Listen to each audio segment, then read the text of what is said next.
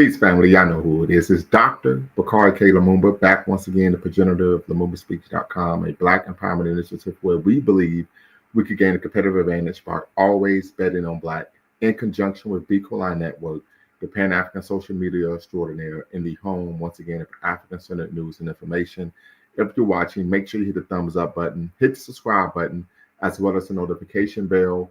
Team Pan-African in full effect. Let's get it. Let's go on the road to, of course, 10,000 subscribers.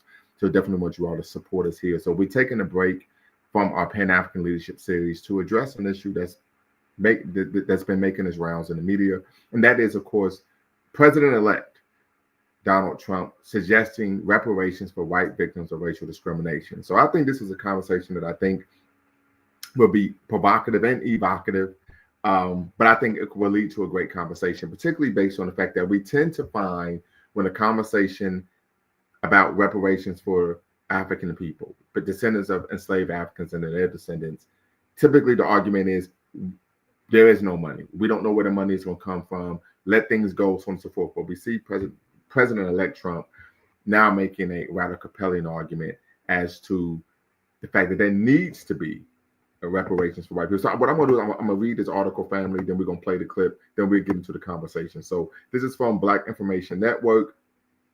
Trump suggests reparations for white victims of racial discrimination. President-elect Donald Trump is suggesting that white Americans receive reparations as victims of racial discrimination in education. In a video widely shared on social media, Trump promised to pursue federal civil rights cases against schools that continue to engage in racial discrimination and unlawful discrimination under the guise of equality. The president-elect threatened to tax endowments and issue fines against colleges who engage in a so-called discrimination against white Americans. A portion of the seized funds will then be used as restitution for victims of these illegal and unjust policies that hurt our country so badly, Trump said. Colleges have gotten hundreds of billions of dollars from hardworking taxpayers, and now we are going to get this anti-American insanity out of our institutions once and for all. We are going to have real education in America. So let me play this clip, family, so you can see. Furthermore, I will direct the Department of Justice to pursue federal civil rights cases against schools that continue to engage in racial discrimination and schools that persist in explicit unlawful discrimination under the guise of equity will not only have their endowments taxed, but through budget reconciliation, I will advance a measure to have them fined up to the entire amount of their endowment. A portion of the seized funds will then be used as restitution for victims of these illegal and unjust policies that hurt our country so badly. Colleges have gotten hundreds of billions of dollars from hardworking taxpayers, and now we are going to get this anti-American insanity out of our institutions once and for all. We are going to have real education in America. Thank you. All right, family. So there's the clip there. So, I mean, there's a number of ways we could point to this, really unpack this conversation, unpack this issue. One of the issues that come to mind off the top of my head is this concept of white people being victims, right? We tend to find whenever Black people have grievances, anytime any minoritized groups have grievances in America, they're seen as you're just trying to be a victim. Right, but what we tend to find, particularly from white nationalists, is this view and belief. Appreciate you, brother, from the Congo. Shout out to Kinshasa. I'm quite sure you may be from the capital, the largest city there.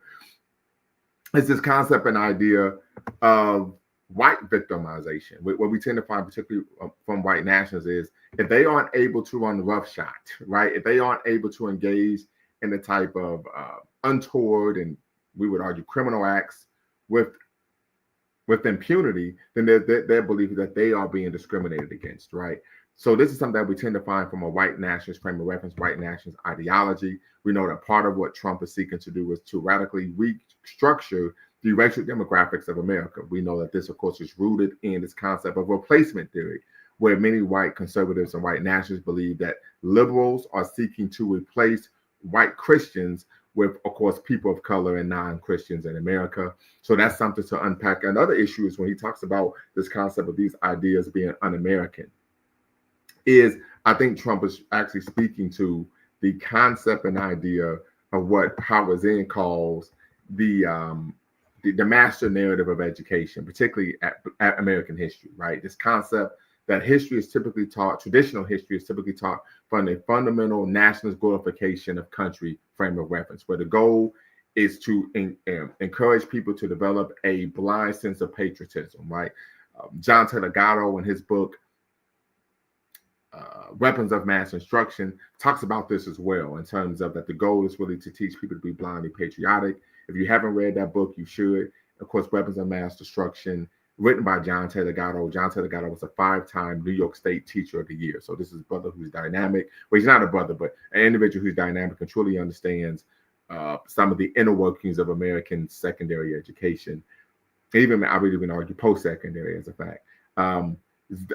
Howard Zinn argues that this fundamental nationalist glorification of country portrays a side of American history that can largely be seen as exploitative. But he argues in his text, The People's History, that he portrays American history that it can largely be seen as exploitation and manipulation of the majority by rigged systems that hugely favor a small aggregate of elite rulers across the orthodox political parties.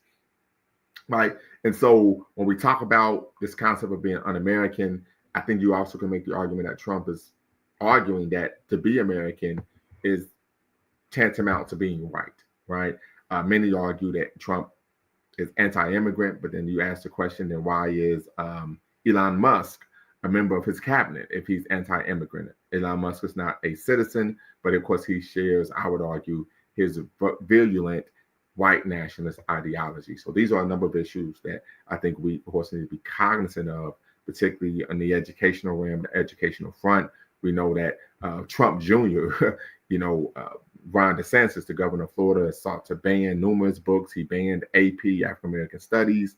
And so we see really this is an approach to actual history, actual education that you can argue sheds light on the history of white genocide, white violence in America, right? And so as a result, this is something that's seen as negative. And so they want to do away with it. So that's something one to consider. Trump also talked about the endowments of these prestigious institutions. Many may be unaware. Good brother wrote a book, Ebony and Ivory. Craig Stephen Wilder. He's a professor at MIT. He wrote this book, Ebony and Ivory, Race, Slavery, and the Troubled History. I'm sorry, family, the camera's kind of killing race, slavery, and the troubled history of America's universities. And he talks about in this text that many of these elite institutions in America, they gained their prestigious endowments due to their dealings in the transatlantic slave trade, right? So there's a lot to unpack here. I would argue that this is a situation, I did actually discuss this many months ago, that Trump did an interview in April of this year with Time Magazine, where he stated that there wasn't any racism in America, but that the real racism in America was against white people, particularly white men. And we do know from a white nationalist frame of reference, they see themselves as victims because they aren't able to engage in the same bigoted, violent, genocidal, criminal behavior with impunity that they were able to do in the antebellum era. You could even argue post-antebellum era. You could talk about even doing an idea of race relations. So DJ, okay, so this is something that we can unpack, Mr. Sandman. You say you support Trump's reparations for so-called DEI discrimination. Now all of our collegiate athletes can go to HBCUs. I don't think that that's going to be. I don't think that because of that would lead to athletes going to HBCUs. One, we know HBCUs focus more on academics rather than athletics. The second issue is they're looking athletes aren't considered DEI admissions, right? So there's an exception for an athlete. So that we're talking about just regular students, not collegiate athletes. So I don't think that's going to be a apples to apples comparison there. So just something to, of course, consider. But I think the major issue when we talk about Trump's reparations for so-called DEI is that this is going to put money in white people's hands who are alleged victims of racial discrimination, when we, of course, have been victims of racial discrimination, or what Sister Michelle Alexander talks about, her book, The New Jim Crow, that Black people have been under a system, an illegal system of, or unjust and inhumane system of social control that began with chattel enslavement, transitioned to sharecropping and Black codes, Jim and Jane Crow, and now the new Jim Crow. So I think that's something to consider here. in which Trump is seeking to center whiteness in all aspects of American society. So I think there's a couple things to really truly unpack when we talk about, of course, this DEI ban. The other issue is we're going to be looking at possibly the elimination of Black studies courses, African American history, so critical race theory. So there's a lot to unpack here that I think would be detrimental to, of course, Black people's educational aspirations, right? So at this, once again, we can open a conversation about, put the link in the chat, family. If you're watching, make sure, once again, that you hit the subscribe and like button, thumbs up, thumbs up, thumbs up, or as Martin Machine would say, because he knows that Michael Jordan is the GOAT, jab the like button, family. And so before we get started, I want to make sure that I go over the ground rules here at, of course, Lumumba Speaks and Be Qualified Network. Once again, you're watching, of course, Lumumba Speaks here on YouTube, the Pan-African social media, and of course, Be Qualified Network, the Pan-African social media extraordinaire, and the home of African-centered news and information. We all know that here we support diversity of thought, so irrespective if you're on the left, you're on the right, or you're right down the middle, your voice is welcome here. Number two, no racial epithets, no epithets of any kind. As you all know, this is a space of Black empowerment. We believe in the 3 N's of Black power: self-respect, self-defense, and of course, self-determination. Number three, facts over feelings. If you disagree with someone, let's make sure that you attack the argument, not the person. No ad hominems, no personal attacks. Attack the argument, not the person. Then, of course, last but not least, family, no fundamentally false statements. So if you're someone like Martin Machine that wants to make the claim that LeBron James is the GOAT, right, you can make that argument. But if you made a claim that was patently false, such as Michael Jordan only won 3 championships, I would have to then tap in and say, hold on, real very quickly, we need to clean this up because, of course, it's my platform and I'm responsible for the information that's disseminated on my platform. And of course, if I allow information that is false, fundamentally false, to be disseminated, that hurts my credibility as a professional and as a scholar. And last but not least, family, our goal here at Lumumba Speaks and Be Qualified Network, our mission is neither to exonerate or vilify, but to simply challenge conventional wisdom and re-examine what has previously been accepted as fact. So the link is in the chat, family. The link is in the description. Tap in and be part of the conversation.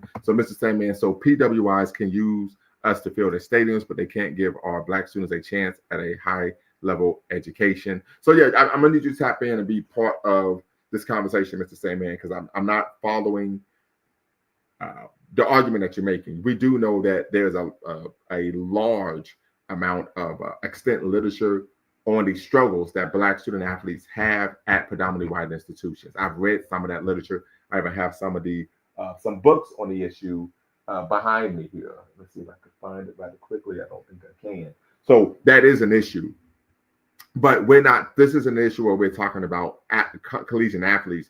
We're talking about regular everyday students. So once again, the link is in the chat, family. The link is in the description. We're talking Trump suggests reparations for white victims of racial discrimination in higher education. So tap in, family, be part of the convo.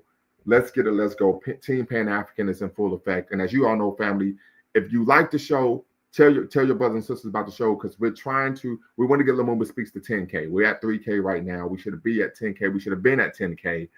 We think that this is a site, one of the few sites on YouTube, along with, of course, for the Omawale Africa, that are serious about Pan-Africanism, serious about disseminating information that is beneficial to the African masses on the continent and here in the diaspora.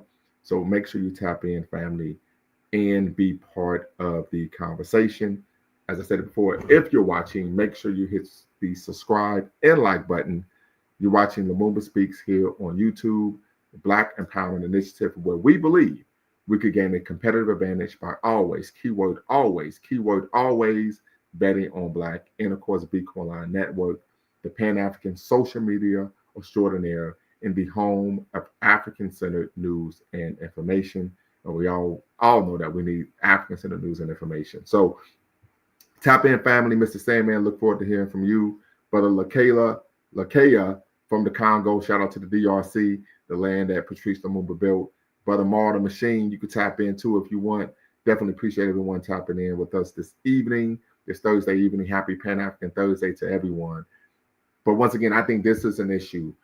Many would argue that this actually is one of the key concepts of Project 25. So very quickly, family, I actually have the luxury of having Project 25 right here, right? Mandate for conservative leadership. And what we tend to find is that most Republican presidents implement about 65 to 70% of whatever the Heritage Foundation's conservative goals are when they become president. So one of the aspects of Project 25 was, of course, to eliminate to shutter the Department of Education, which Trump has announced he is willing to do or will do, and of course to address the so-called woke agenda in higher education, right? And so we don't typically what they call woke isn't woke, it's just actual history. And so anything that seeks to, I would argue, teach history in an accurate light and not engage in this master narrative of glorifying the nation and romanticizing American history is seen as antithetical to the concepts of Americanism, patriotism, so on and so forth. So definitely hope you all can tap in, family, be part of the conversation. Once again, if you want to be part of the conversation, you do not have to use your actual name. You can, you don't have to cam up, and you can use a pseudonym to maintain anonymity. So just want to make you all aware of that. Mr. Sandman, what's the word? 215. What's really good, brother? Need you to Hello. Yourself. Yes, sir. Hello, can you hear me? Yes, sir. Yeah, you was going in and out for a second. I don't know if there's a delay. I heard you just fine. Oh, okay, cool. Yeah, so basically what I'm saying is the inherent hypocrisy of this Trump so-called reparations for, DEI people, discrimination. So we live in a country, right, that's all about, economics. And the public school system is funded by the property value of the real estate in our neighborhoods. And the majority of the wealth in this country is predominantly in European neighborhoods. So their schools have way higher funding for their schools for their kids to get get better education. And so now we got DEI and affirmative action to help some young kids who might, that's been working hard in their neighborhood and might not have access to the best, schooling systems to get an opportunity to go to like a high level PWI, or Ivy League school, right, to, make something of themselves. But he can't do that now because apparently, that's discriminating against privileged people in a country that's the most privileged country in the world. So, yeah, it's ridiculous. So I feel like, But I mean, real quick, but you stated in the comments that she supported Trump's reparations for so-called DEI discrimination. Yeah, so that, we can know exactly where we stand. So I think there's a couple things to unpack. So one, the primary beneficiaries of affirmative action is actually white women, but the narrative is that this is something that benefits people of color. The second issue is that shuttering DEI eliminates Black culture centers on campus, women's centers on campus, Asian student centers on campus. It eliminates spaces on campus where students of color are able to congregate and practice their culture and have a home away from home, right? And studies have shown, of course, that having culture centers on campus helps students in terms of being able to matriculate and of course integrate on campus, when we know that the predominant white institutions are white culture centers. So that's what that really is addressing. So I don't see how that would be a benefit. And the second issue, it doesn't affect collegiate athletes because collegiate athletes aren't considered DEI emissions, and most collegiate athletes, because of their course load and then the amount of time they have to practice, train, and lift weights, don't actually even make a foray into those cultural centers and other programs on campus. Yeah, so that's not exactly what I meant about that. So, all right, so Donald Trump won the election. He won the election by a landslide, right? Right. So the American people have said exactly what they wanted. They said they didn't want DEI. they voted for Trump, and then he been talking about getting rid of DEI even before he got nominated the second time. Well, I would argue, but here's part of the issue with that, and I appreciate you bringing that up. In a democracy, it's the majority rules, right? And white people are still the numerical majority in this country. So whatever they say they don't want is going to, right? If they vote against something, by sheer numbers, they're going to win.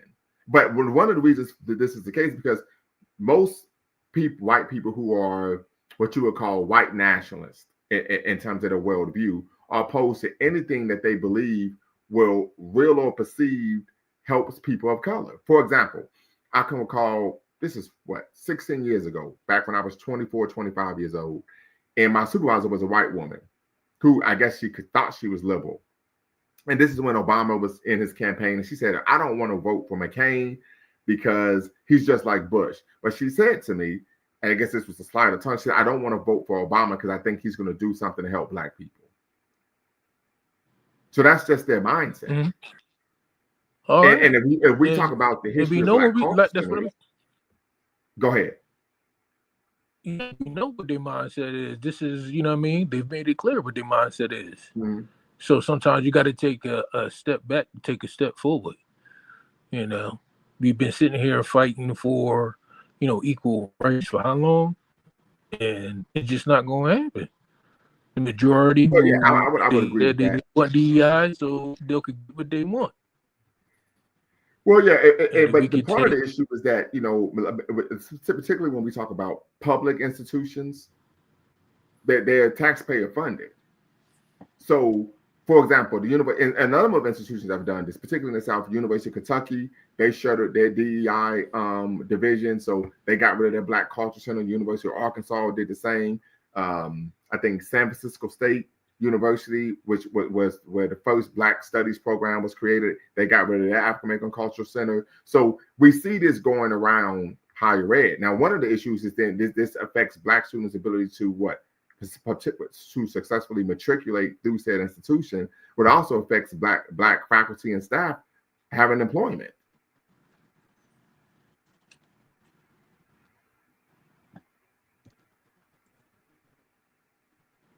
So, I mean, this is not something I would support, particularly when we've been fighting, you could dare say, for reparations since 1865, and we find all types of excuses not to pay the descendants of enslaved Africans in America what they're owed. Yet, hey, he's not even in office yet, and he's talking about finding a way to put money in white people's hands. That's a problem.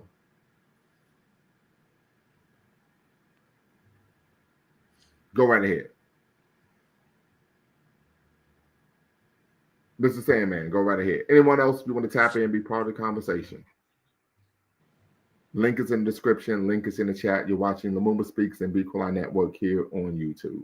We're talking Trump suggests reparations for white victims of racial discrimination in higher education. And I found this on a number of different situations where a lot of white people would make the claim if they weren't admitted into a college, it was because of DEI, even though they have no evidence to substantiate the fact, right? I've come across white people who are anti-critical race theory, and every single one makes the same claim, irrespective of I'm in Bangor, Maine, Jacksonville, Florida, Phoenix, Arizona, or Seattle, Washington. They all say, oh, they're saying that a person can't be successful if they're a person of color. And I told them all the time, that's not the case whatsoever. They argue that critical race theory is rooted in liberalism, even though one of the core tenets of critical race theory, foundational tenets of critical race theory, is a vociferous critique of what? Liberalism. So these are arguments that are made that aren't factual. They are averse to the facts, and part of this is because they don't actually read the literature. What critical race theory argues, and this is a derivative of this concept about DEI, is that historically, minoritized people, particularly people of color, because we're talking about race theory, have been barred from being able to participate as full citizens, first-class citizens, based on what the law has played a role, the preeminent role in scuttling people of color's ability to be first-class citizens. That's what they highlight, and they argue that there are structural barriers to success, and that in order to be successful in this society, you need to be aware of these structural barriers and how to navigate them. That's the argument that critical race theorists make. I can say that because I have the book right here, right? Got the book right here, Critical Race Theory. an introduction, 4th edition, right? And the 4th edition was printed, published in, let's see here, 2023, so just last year. So once again, family, tap in, be part of the conversation. Mr. Sandman, what you say? What you got to say? What say you? Yeah, you're not going to get these people to actually do the research and to look into this so-called the critical race theory. They're not going to think critically enough to even research it. So of course they're just going to go with whatever they're hearing in their right-wing, news cycles. They're telling them, all this propaganda about what it is and what it ain't. So you try to, preach them, until we're blue in the face, but they're not going to listen. Only thing they care about is getting their way. Right. So I say just focus on, getting our stuff right, and then everything will work itself out. You know what I'm saying? And it's a shame, because you would think that after all these years that the younger generation of Americans would be, more unified, but it seems like it's even more division because a very large percentage of them, voted right wing as opposed to, for black people. So that's just the way it is, you know what I mean? And what I was saying is, for DEI, and just for collegiate sports is, the irony is, based on them, or we're not good enough to be in their schools educationally, but we're good enough you're breaking up a little bit. You're breaking up a little bit on the football field. It seems like we may have a bad connection. So hopefully you could tap back in when you get that squared away. You're having some technical difficulties. Once again, family, tap in. The link is in the description. Link is in the chat. Want to hear from you all. What are your thoughts on Trump seeking to ban DEI, that's diversity, equity, and inclusion in higher education, and provide reparations, keyword reparations, for white people who are alleged victims of racial discrimination in higher education? Definitely want to hear what you all have to say. Let's get it. Let's go with Team Pan-African right here on the Lumumba Speaks and Equaline Network. Make sure you hit the subscribe and like button and notification bell for future videos. Once again, family, the link is in the description. The link is in the chat. If you want to be part of the conversation, you do not have to use your actual name. You can, keyword, you can use a pseudonym. And most importantly, you do not have to cam up to be part of the convo. So definitely want to hear from you all. If you're watching on Twitter, you could tap in here on Lumumba Speaks. If need be, I will put the link in the chat on Twitter if you're watching, so we could, of course, get the conversation started. So definitely want to have this conversation with you all, family, and get your thoughts on this issue. Is this a positive for the Black community? Is this a negative for the Black community? We know oftentimes we say that this could serve as a wake-up call. Getting bad Wi-Fi, okay, very good. Bad connection is what controls Wi-Fi. And so my thoughts is, I argue that it's going to be detrimental. I'll make the argument that this is really setting the groundwork for a form of vitriolic racial animus that I believe will rival the nadir of race relations at the turn of the 20th century. So I think this is a situation that we need to be vigilant about. But unfortunately, he won. He won by a landslide. We know there's a number of reasons why Kamala Harris was considered a flawed candidate. But I think this could affect employment for a number of Black scholars and intellectuals in higher education and academia, right? If he's making the argument that we're going to get back to real education, we could look at this. This could lead to the shuttering of several academic disciplines in higher education. Black studies would be one. You could even argue maybe sociology, women's studies, queer studies, right? Certain political science classes, right?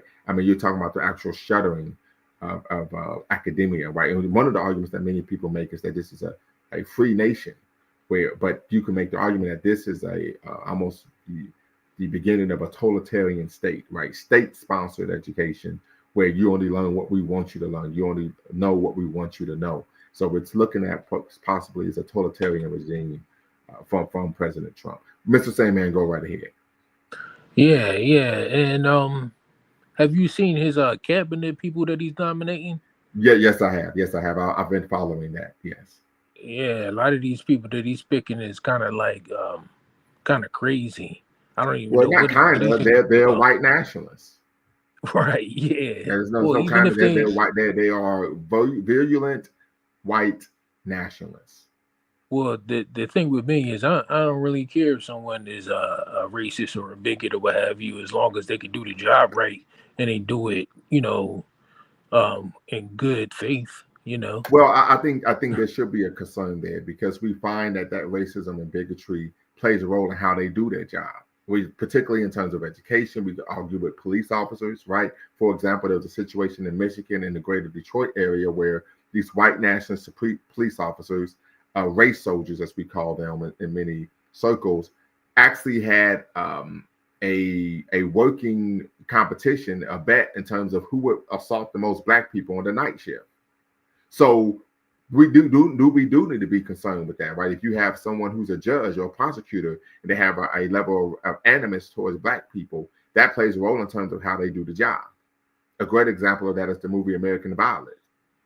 So that is something that we should be concerned with, and we should argue that no one should be in a position of power and influence, because when they have white nationalists or bigoted views of people of different racial ethnic groups, because that plays a role in terms of how they govern, how they lead, and how they treat people that are supposedly under their care and protection.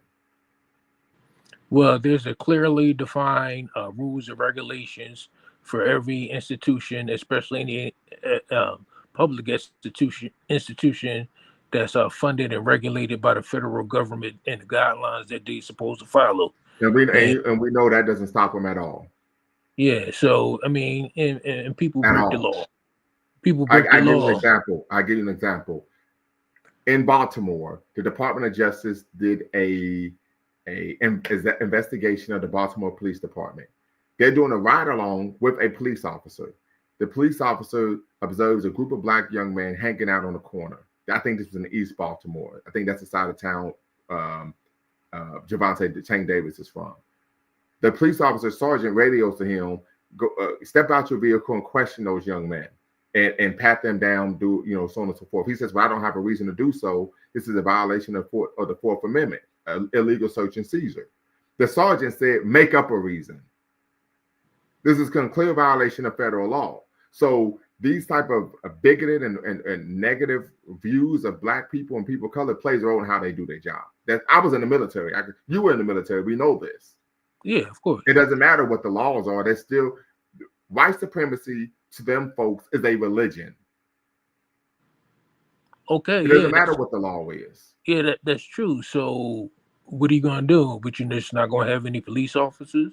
No, well, no, I wouldn't say that. What we need to do is make sure that we are seeking to have, and I made this argument when I took a class at The Ohio State University titled Black Lives Matter. I said, well, the goal is to have black police officers in black communities that are black-minded. The closest we've come to that is the Association of Black Police, right? Where there are most major metropolitan areas have an association of black police association, but black police officers say we're going to patrol the predominantly black communities, that there are black community events. We're going to do the security there because we can, of course, understand our culture better than white folks, but then non-black people. And we know typically when the race soldiers show up, they typically are trying to foment a problem rather than de-escalate. Right. So police your own neighborhoods, right? Basically, so if you're a black person, and you're from that neighborhood, then you could be a police in that neighborhood, as opposed to being like a white man who lives, in the suburbs and then travels to the inner city to police our neighborhood. Another example would be educational. We tend to find that there's a great book I read titled "Kill Them Before They Grow: The Misdiagnosis of Black Boys in American Classrooms." We see this, that irrespective of how talented the teacher is, how knowledgeable the teacher is, how many DEI or multicultural studies courses they take, they for whatever the reason, they seek to diagnose and label black boys as having learning disabilities, sometimes as early as preschool, right? We don't find that when the teachers are non-white. That's just part of what we find. Unfortunately, they do. Okay, So you their agree? views of us play a role in how they do their job. So you agree that we should be going to HBCUs then? I would. So here's the issue when we make that argument. The issue is predominantly white institutions are public institutions that are taxpayer funded. Many of the most prestigious HBCUs are private institutions. They're not taxpayer funded, right? And some private institutions don't accept financial aid. So either you got to take out a loan, your parents got to pay cash, right? That's an issue. The second issue is the fact that oftentimes, because these predominant white institutions are taxpayer funded, they have better professors.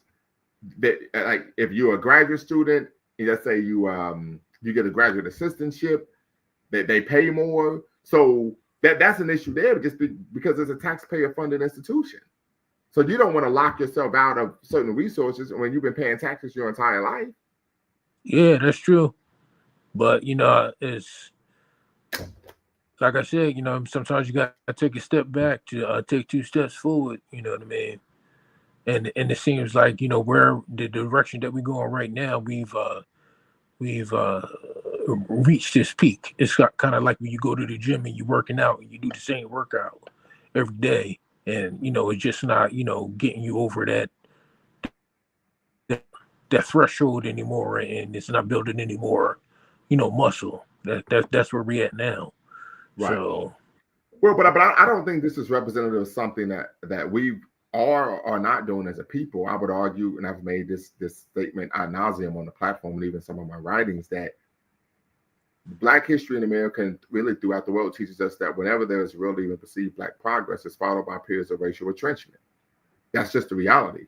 There was a perception of Black progress when Barack Obama was elected president, and this is what happens afterwards. There's retrenchment. We see this throughout American history. End of slavery, Reconstruction was followed by the nadir of race relations. Civil rights, Black Power movement was followed by what? Law and order, right? The election of Barack Obama was followed by what? A rise in extrajudicial killings of African Americans or Black people, and of course, white vigilantism, and what the large growth of white nationalist hate groups.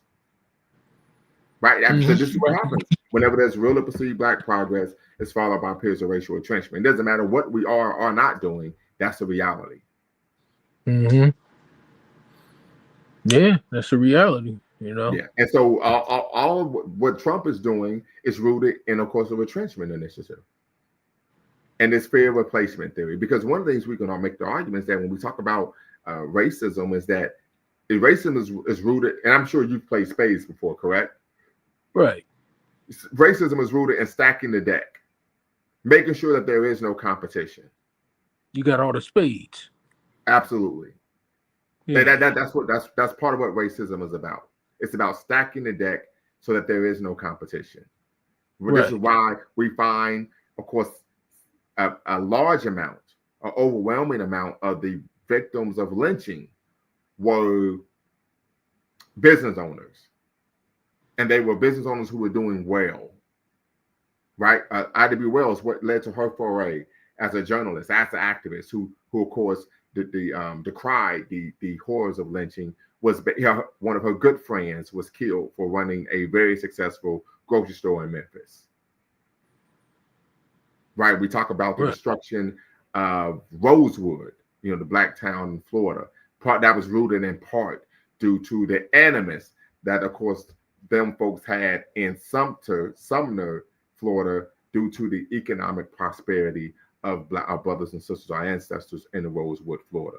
So we find that irrespective of what we're doing, right, as Samuel Yet states in his book, The Choice, The State of Black Survival in America, what they truly want is us to simply what? Live, suffer, and die.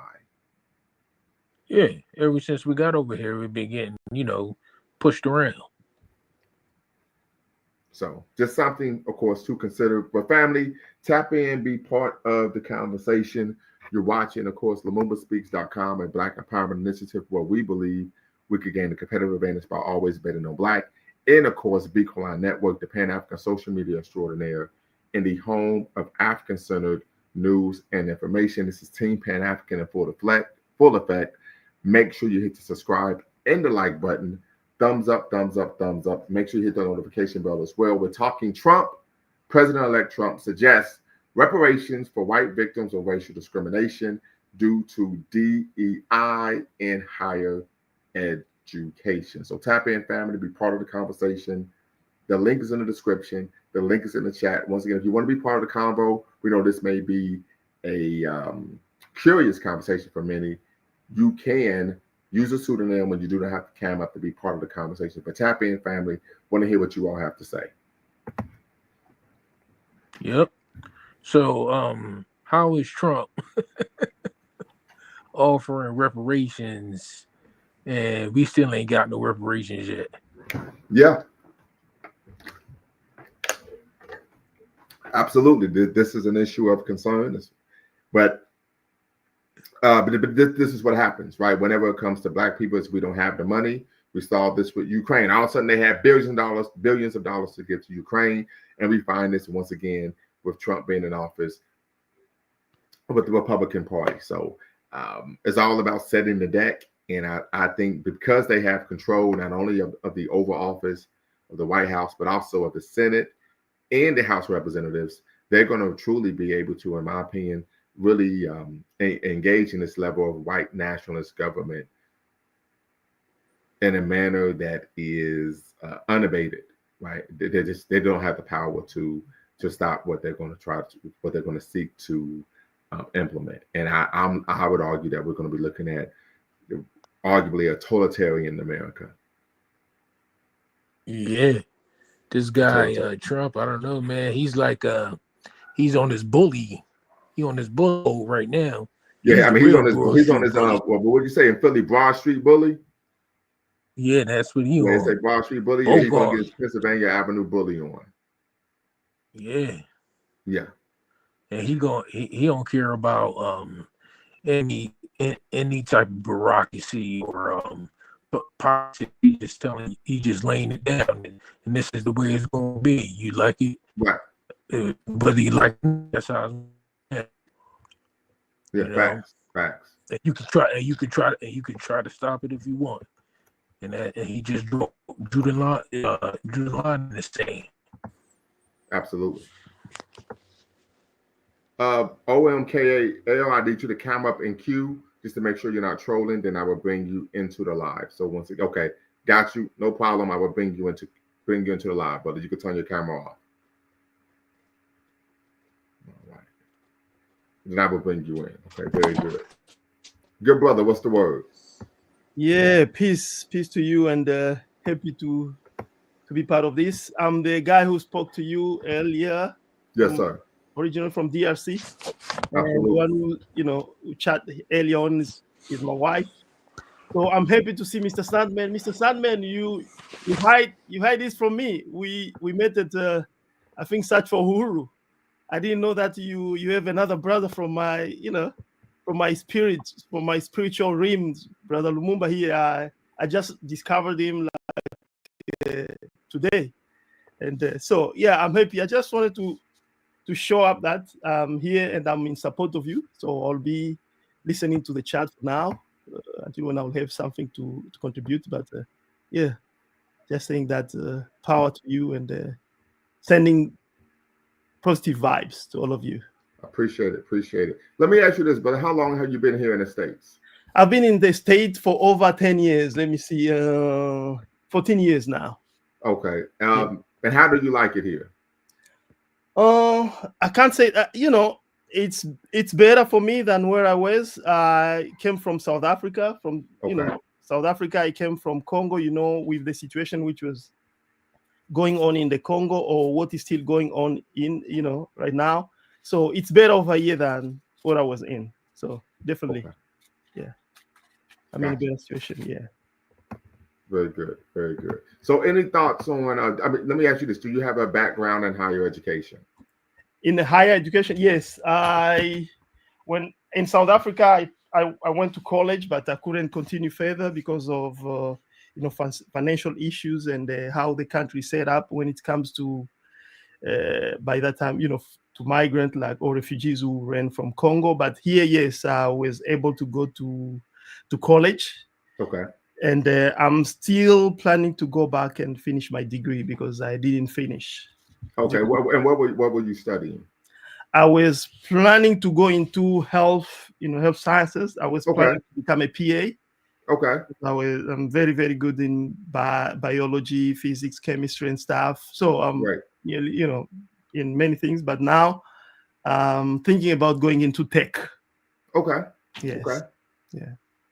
So I don't know how familiar you are with DEI and higher ed, but what are your thoughts on Trump seeking to shutter DEI and, of course, provide reparations for what he alleges are white victims of racial discrimination in higher education?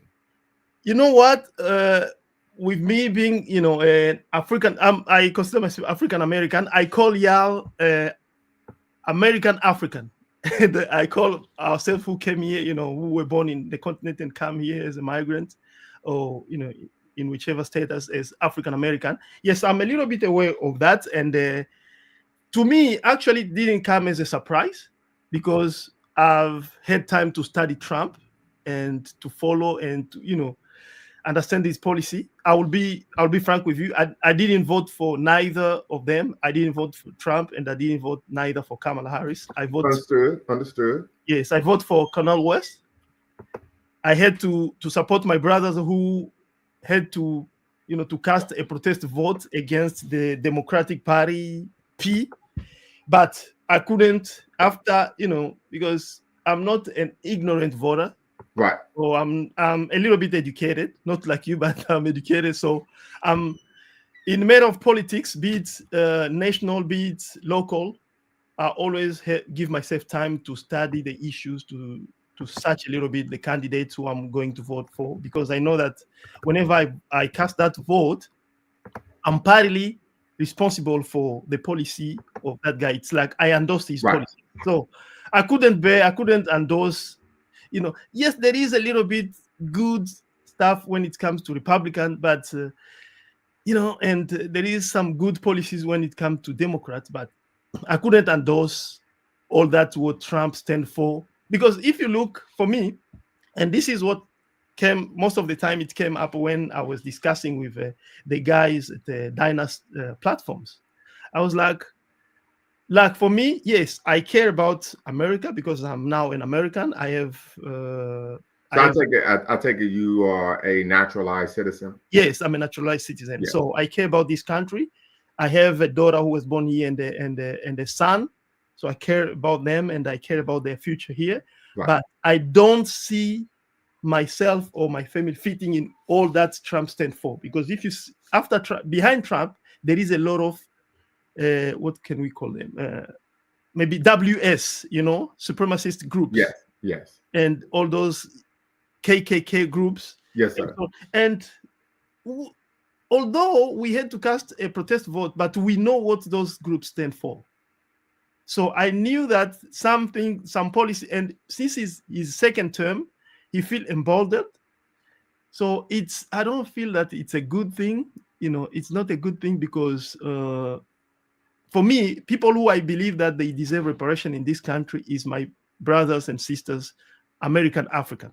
Those descendants of enslaved people who were brought in this country by force, and they had, their ancestors and generation to generations, they had to toil so as to build the wealth of this country, and they never get anything, for that. So to hear Trump say that is not a surprise, but somehow it hurt, it hurt. Yeah, that's what it is. Because first of all, that DEI, yes, recently or late on in the campaign, I start hearing Republican mocking that policy, DEI, but I don't think that it was a bad thing, because from what I heard, the DEI was implemented so as to incorporate our brothers and, initially it was to incorporate our brothers and sisters, melanated people in this country who didn't have the opportunity to go to higher education and to have chances to go into like federal jobs higher up, federal jobs. That's how it started. And up to now, I don't think that the majority in all those positions is still the Caucasian people or the so-called white people. So to provide reparation to people whom we classify like that, I don't think that it's a great. Yeah, and a good example of this, of course, is Governor Ron DeSantis of Florida stated that DEI, according to him, stands for discrimination, exclusion, and indoctrination. And the reason why he sought to ban DEI in Florida was he stated, and I'm stating verbatim, is that white children were learning the actual history of America, and it made them feel bad about being white. I mean, this is what he said verbatim. So we see that this is rooted in, of course, centering the feelings, emotions, and views of course, white people. Yeah. And it's I don't know how to classify it, but real quick, and we talk about discrimination, but no one will actually address the fact that for years, yes. anti-blackness was taught as part of the curriculum. And we're going to talk about this, people receiving reparations for discrimination in higher ed. Well, black people should be at the top of the list. Definitely. The French toast list. So because since the foundation of this country, there was even policy to discriminate against the black people, those descendants of slave in this country. So I don't understand how can they jump to that and forget that part of history. And kids learning history, and that's why, like me, I make sure to ask my daughter and son, my kids, what they were taught in school every day. And when it comes to history, like when they told me that they learned about pyramids, I had to tell them that, that those were built by people of your skin color, or right. melanin. You gotta let them know. You gotta let them know, because if you don't, boy, they'll run a good one on you. Absolutely. And my daughter, because even at school they put her in the gifted students class, and as well they should have. Yeah. Then she asked me why didn't our teacher tell that? I was. They're not gonna tell you, because then I had to explain her why, how this country was founded, some of the systemic things which are built in all the system. And I gave her a tablet with like Black History Channel, and she start learning about Mali Kingdom, Songhai Kingdom, Congo Kingdom, the Zimbabwe, and so on. And I was like, yeah, this is what you need to do most of the time. Now I have, like, at home, other than the regular curriculum, I always at least tell them to take like a 15 minutes every day or 13 minutes to learn anything about the real Black history. Right. Yes. So absolutely. Mr. Wright, 2024, what's the word? Hey, how you doing this evening? I'm doing quite all right. How are I you? don't know where we're at in the discussion. I just chimed in. I know we're talking about politics and Donald Trump. We're talking Trump, of course, seeking to eliminate DEI in higher education and provide reparations for white victims of alleged racial discrimination in higher education. Okay. Yeah. Yeah. Politically, we already know what that's about. We know what that's about, right?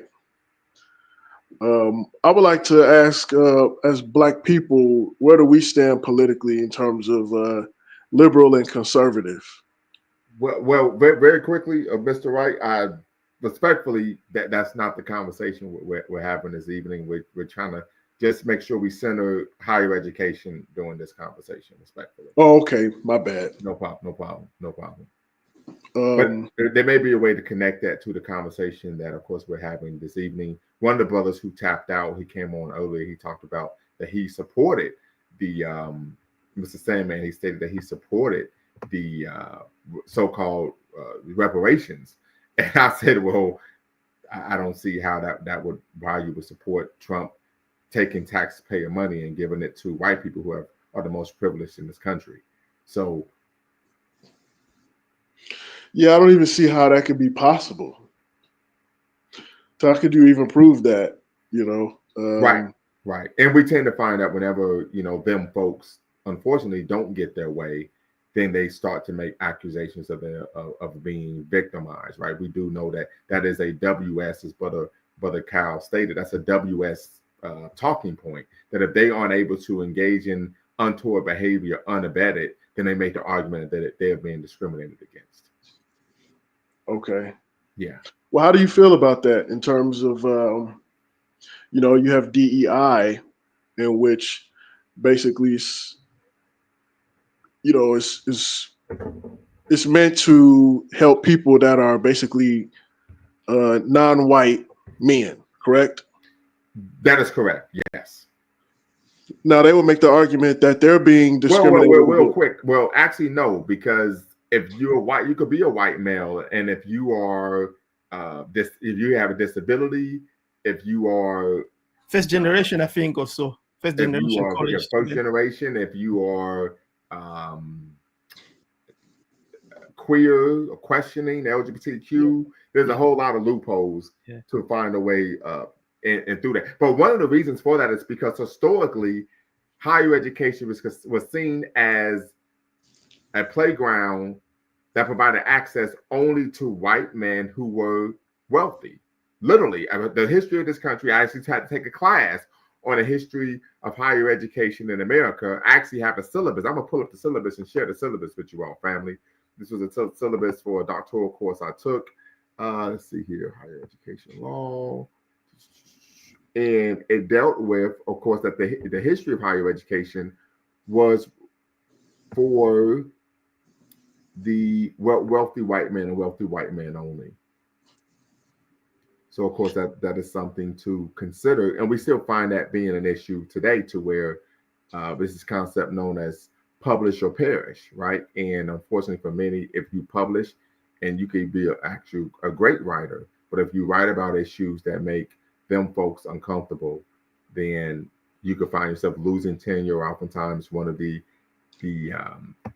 aspects of tenure is the concept of collegiality. How well do your colleagues like you? So if you're someone who's young and black and maybe what some would consider radical, then I'm quite sure that your predominantly white male conservative colleagues won't like you and they will vote against you receiving tenure. So you really, how would you respond to people that say, you know, DEI discriminates against heterosexual white men? I would make an argument that there's no data to substantiate that, because heterosexual white men still are overwhelmingly the majority of people in positions of power in higher education. Okay. And that's the argument I would make, that we don't, but the data doesn't support that. The data doesn't support that. Yeah. What about white men that aren't in power? I'm not following. Like if you're a regular white male and you know, you're applying for a position and you will be, you know, discriminated against if, you know, you're a heterosexual white male and you're not in a position of power versus someone that's LGBT, non-white, female, etc. Well, I would argue once again, they would have to be able to prove that they're being discriminated against, right? That's just the argument one would have to make. And what we find is that we don't find data that substantiates that claim. Mm-hmm. As I said, overwhelmingly, the majority of college professors, administrators, executives are white men. That's the reality in higher education. Okay. The overwhelming majority. Mm-hmm.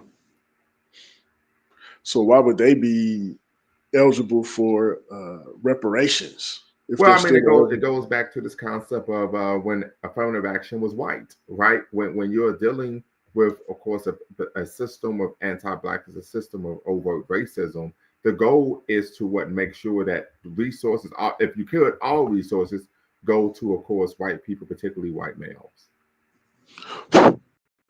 Yeah, I agree with that. Historically, that's how it always that's how it's worked. And if they aren't able to engage in these type of political machinations and subterfuge, then the argument is we're being discriminated against, right? If we can't do whatever we want, even if it's illegal, even if it's not above board, then the argument typically is we're being discriminated against because we can't do whatever we want. Yes. Right. We find this in various contemporary white nationalist hate groups. We find this type of rhetoric in the Ku Klux Klan. We find this type of rhetoric with the skinheads. Irrespective of what iteration or name they have, this is one of the main talking points, that they are being victimized in America. Well, yeah, I've noticed, the rhetoric is always, hey, we're in a post-racial society. Everyone is treated equally. Why do we need to implement these policies? Right. Yeah. So that is something that many on the right would argue, is that this is a post-racial society. This concept of being colorblind, but we tend to find that of course is used as a way of then not having to acknowledge the different forms of racial discrimination and abuse that takes place. Okay. Yeah. Yeah. So I guess is so in other words, there can never be complete equality for everyone at any point. Someone's always going to be in a position of power over someone else. Would you agree with that? Absolutely. And you would need these type of things to make the playing field more equal and balanced, correct? Correct. And we Okay. know that the basis of this society is not rooted in that. The basis of this society is rooted in the exploitation of non-white others. Yes, I can agree with that. That's just the reality. So I'm sorry. Let me clean it up just a little bit. The exploitation of non-white, non-Christian others. Right. Because religion played a role in this as well. So, and we even find this, of course, when we talk about replacement theory, that there's the belief that not only are the people on the left seeking to replace white, but they're also seeking to try to replace white Christians. Interesting. How so? White Christian? Well, that's just their belief. I mean, okay. Yeah. White Protestant Christian? Yes. Okay. Interesting. The belief is they will work against America because they're non-white, non-Christian immigrants. Well, no, the belief is that America is white, right? So one of the things we talk about with this, Trump's administration, we talk about Project 2025, which I have here. I'll pull it up for you. Project 2025 one is a 900-some page document. And of course, this concept of white nationalism, white Christian nationalism, is their belief is that what it truly means to be American is to be a white Protestant Christian. And so what we're seeing with a number of these, of course, overtly racist retorts towards, of course, the coloring of America, is there's a goal to radically re-engineer the racial demographics of American society. Interesting. Yeah. Do you believe in the great replacement theory? No, I mean, this is just demographics. I mean, there's no actual replacement theory, but they view it that way because the numbers show that by 2050 they will no longer be the numerical majority. Right. If it continue to be like that, if probably the migration system could continue to function as they had probably set it up, but I think that's what the Trump guys or the Trump bot is trying. They are trying to stop that. Right. And this is, family, I'm sharing a copy of a syllabus I took for a class I took in my doctoral program, The History and Philosophy of American Higher Education. And what we find here is we go over some of the readings I had to take for this class. And let me see if I can get here. Yeah. So we talk about some of the introduction of the colonial college, right? What it meant to even be admitted into the colonial college, that the youth may be piously educated in good letters and manners, right? Yale Charter, Statutes of William and Mary. We talk about the Enlightenment University, the report of the Rockfish Gap Commission, the plan of studies at the University of Virginia, from religion and politics, debates and confrontations over American college governance. Then we move forward, of course, public or private. So I actually had to study the history of American higher education, right? And just wanted to show you. So you see how much we had to read here. It's quite voluminous. But the issue is the American higher education was rooted in discrimination. It was rooted in elitism and as a ideological and intellectual playground for wealthy white men. And we didn't find the opening of American higher education to all quote unquote citizens until the civil rights movement. Right.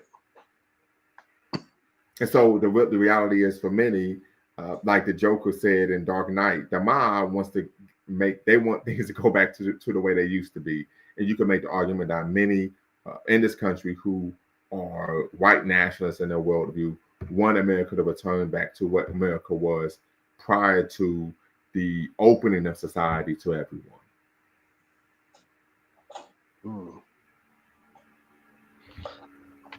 Yeah, very interesting. Yeah.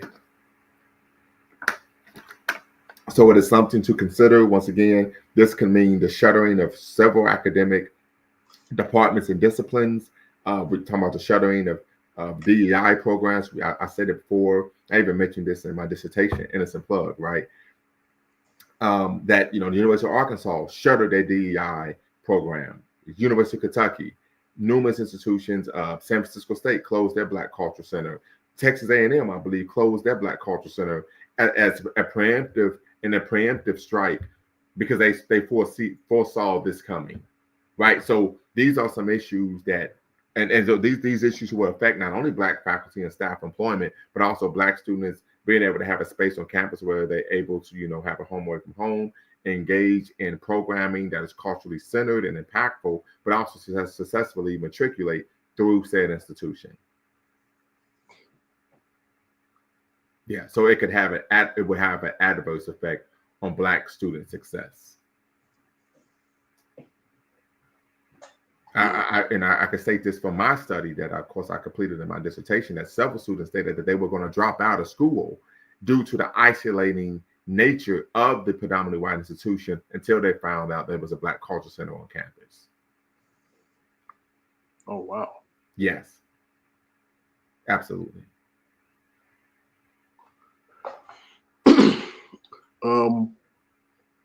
I would like to ask one question. Go right ahead. Where do Black men fit in the equation of DEI? Because some would argue Black women may be placed over Black men in the DEI hierarchy.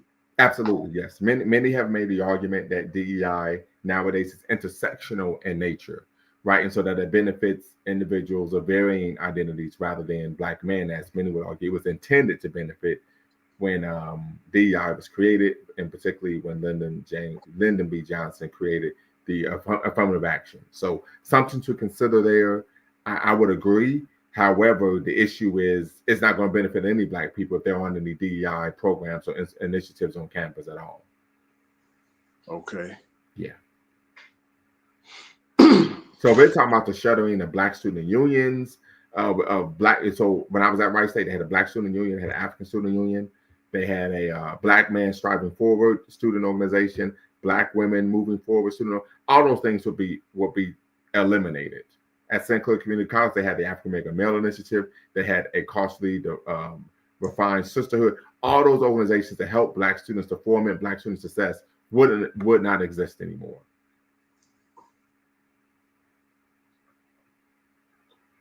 Yes. Interesting. Yeah. Black studies, Dr. Sway's classes wouldn't have existed.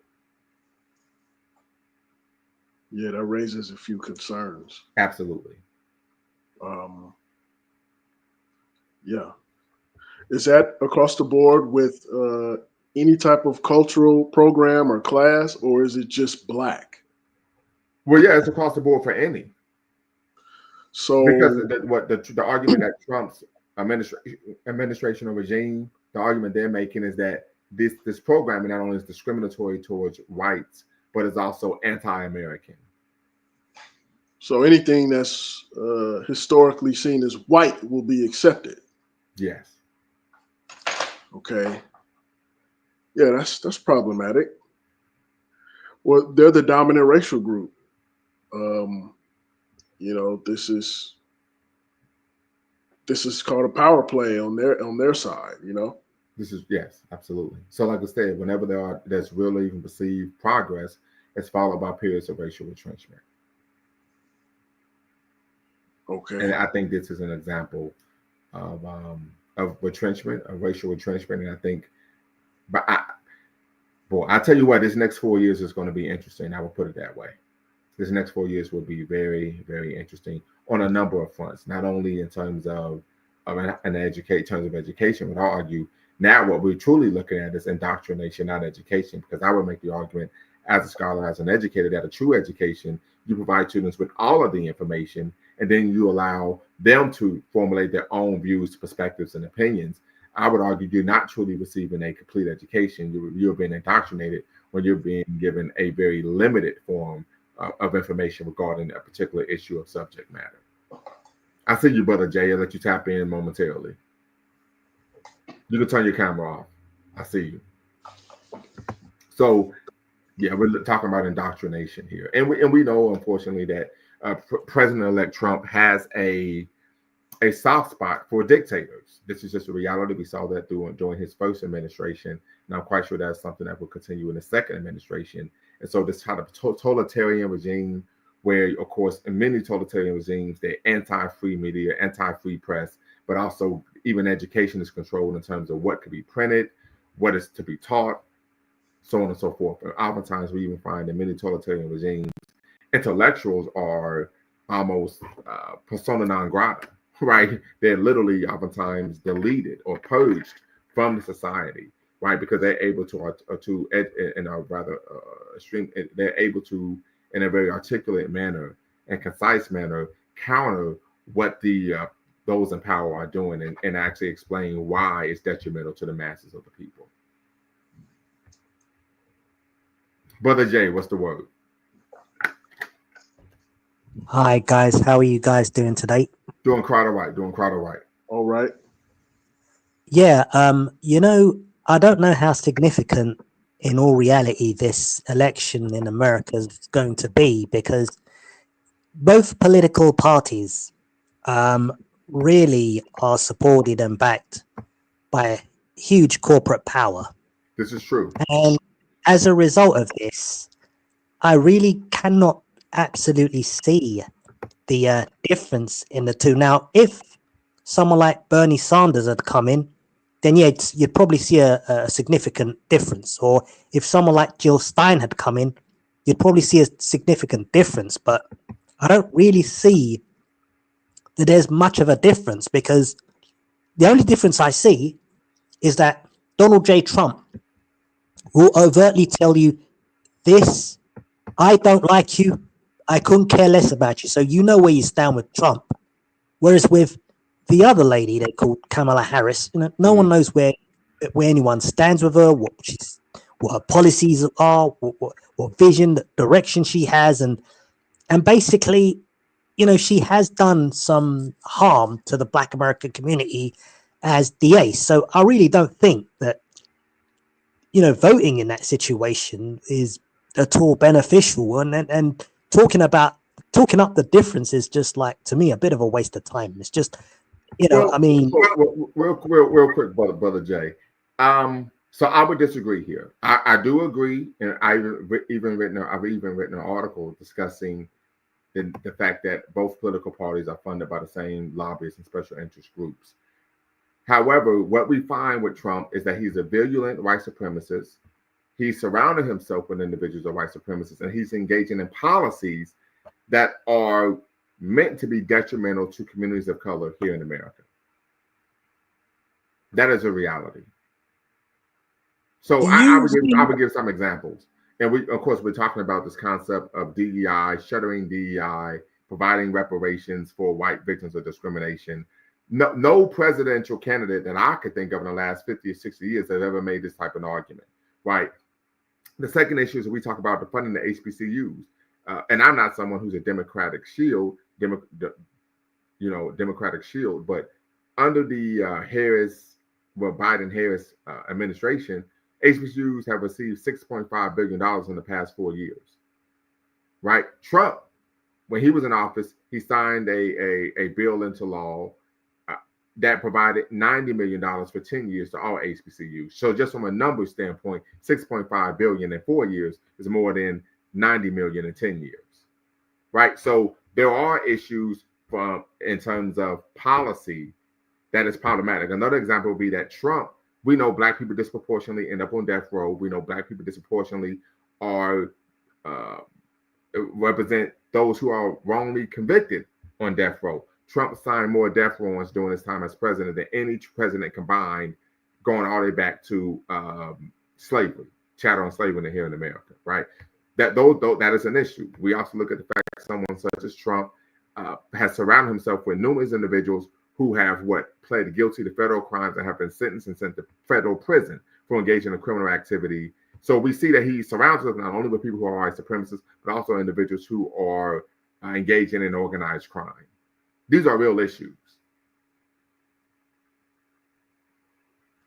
So essentially, Kamala was not as bad as Trump, but nevertheless, it's just we're at a point where we're choosing between the lesser of the two evils.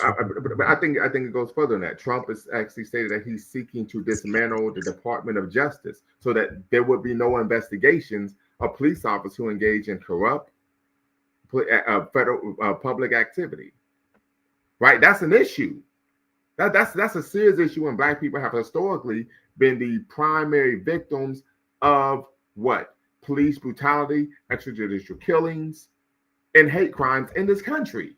And he says it's not an issue. We're going to actually get rid of the entire Department of Justice that even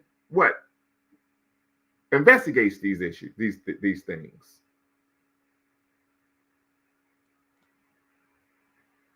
So that goes beyond just the issue between Republican and Democrat. This man is a virulent white supremacist. Yeah, he's clearly a white supremacist.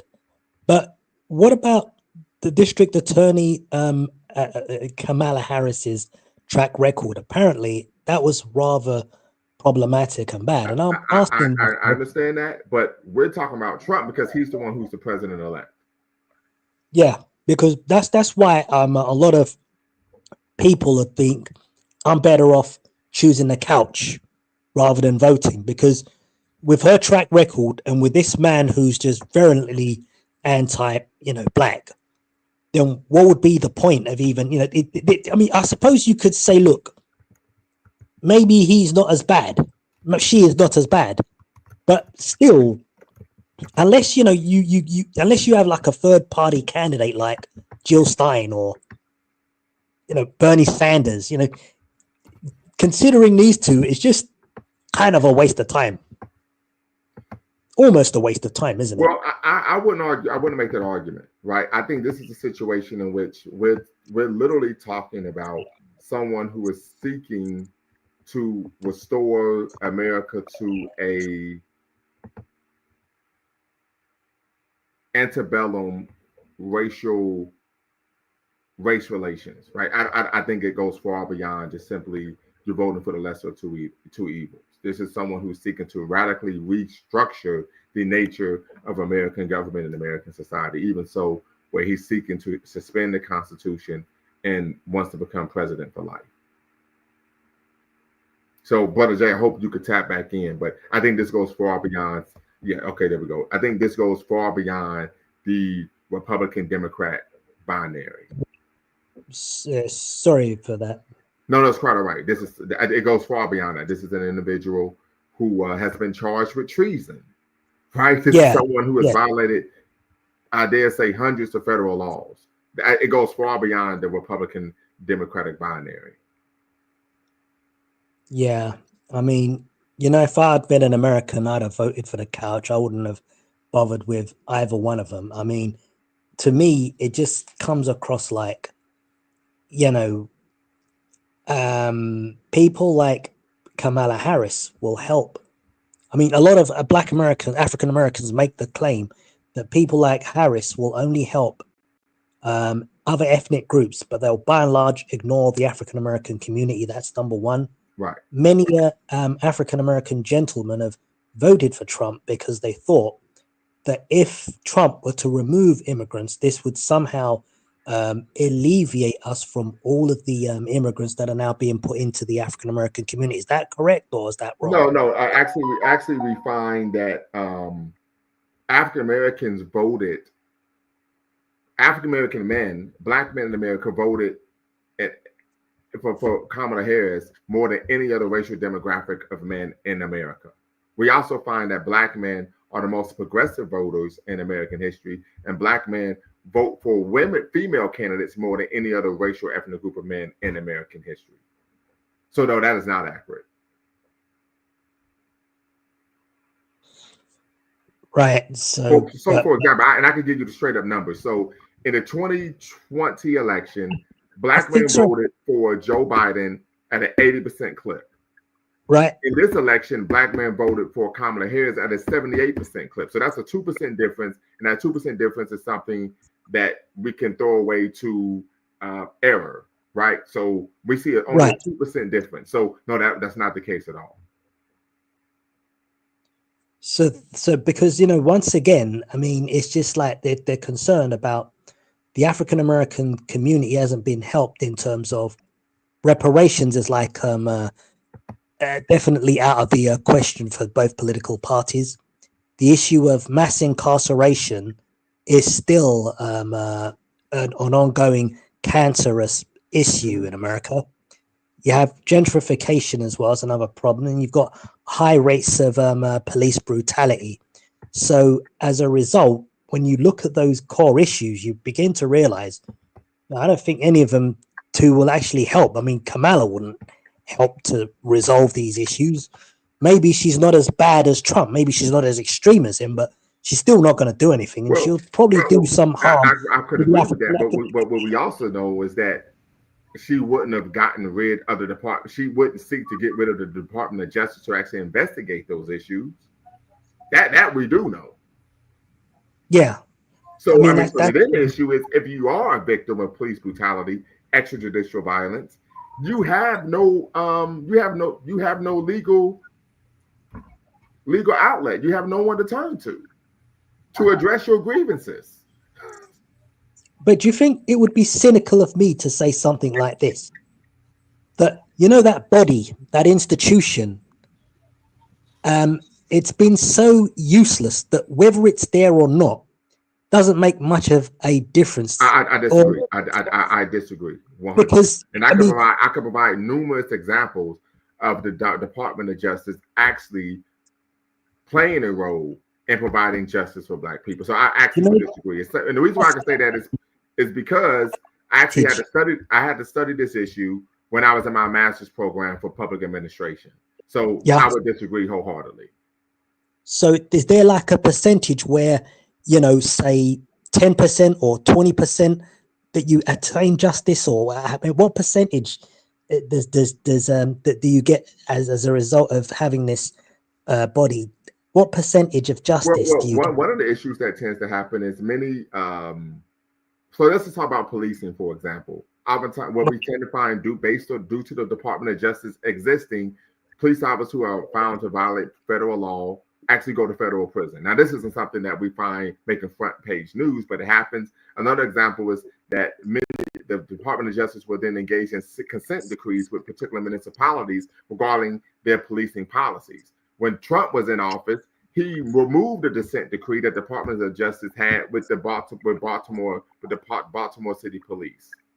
Right, so these are issues that aren't on the front page but do affect the quality of life for African people here in America. Because what that shows that when you remove that consent decree, then the police officer knows now we can engage in bigoted conduct, conduct that is in intrepid violation of the law with impunity.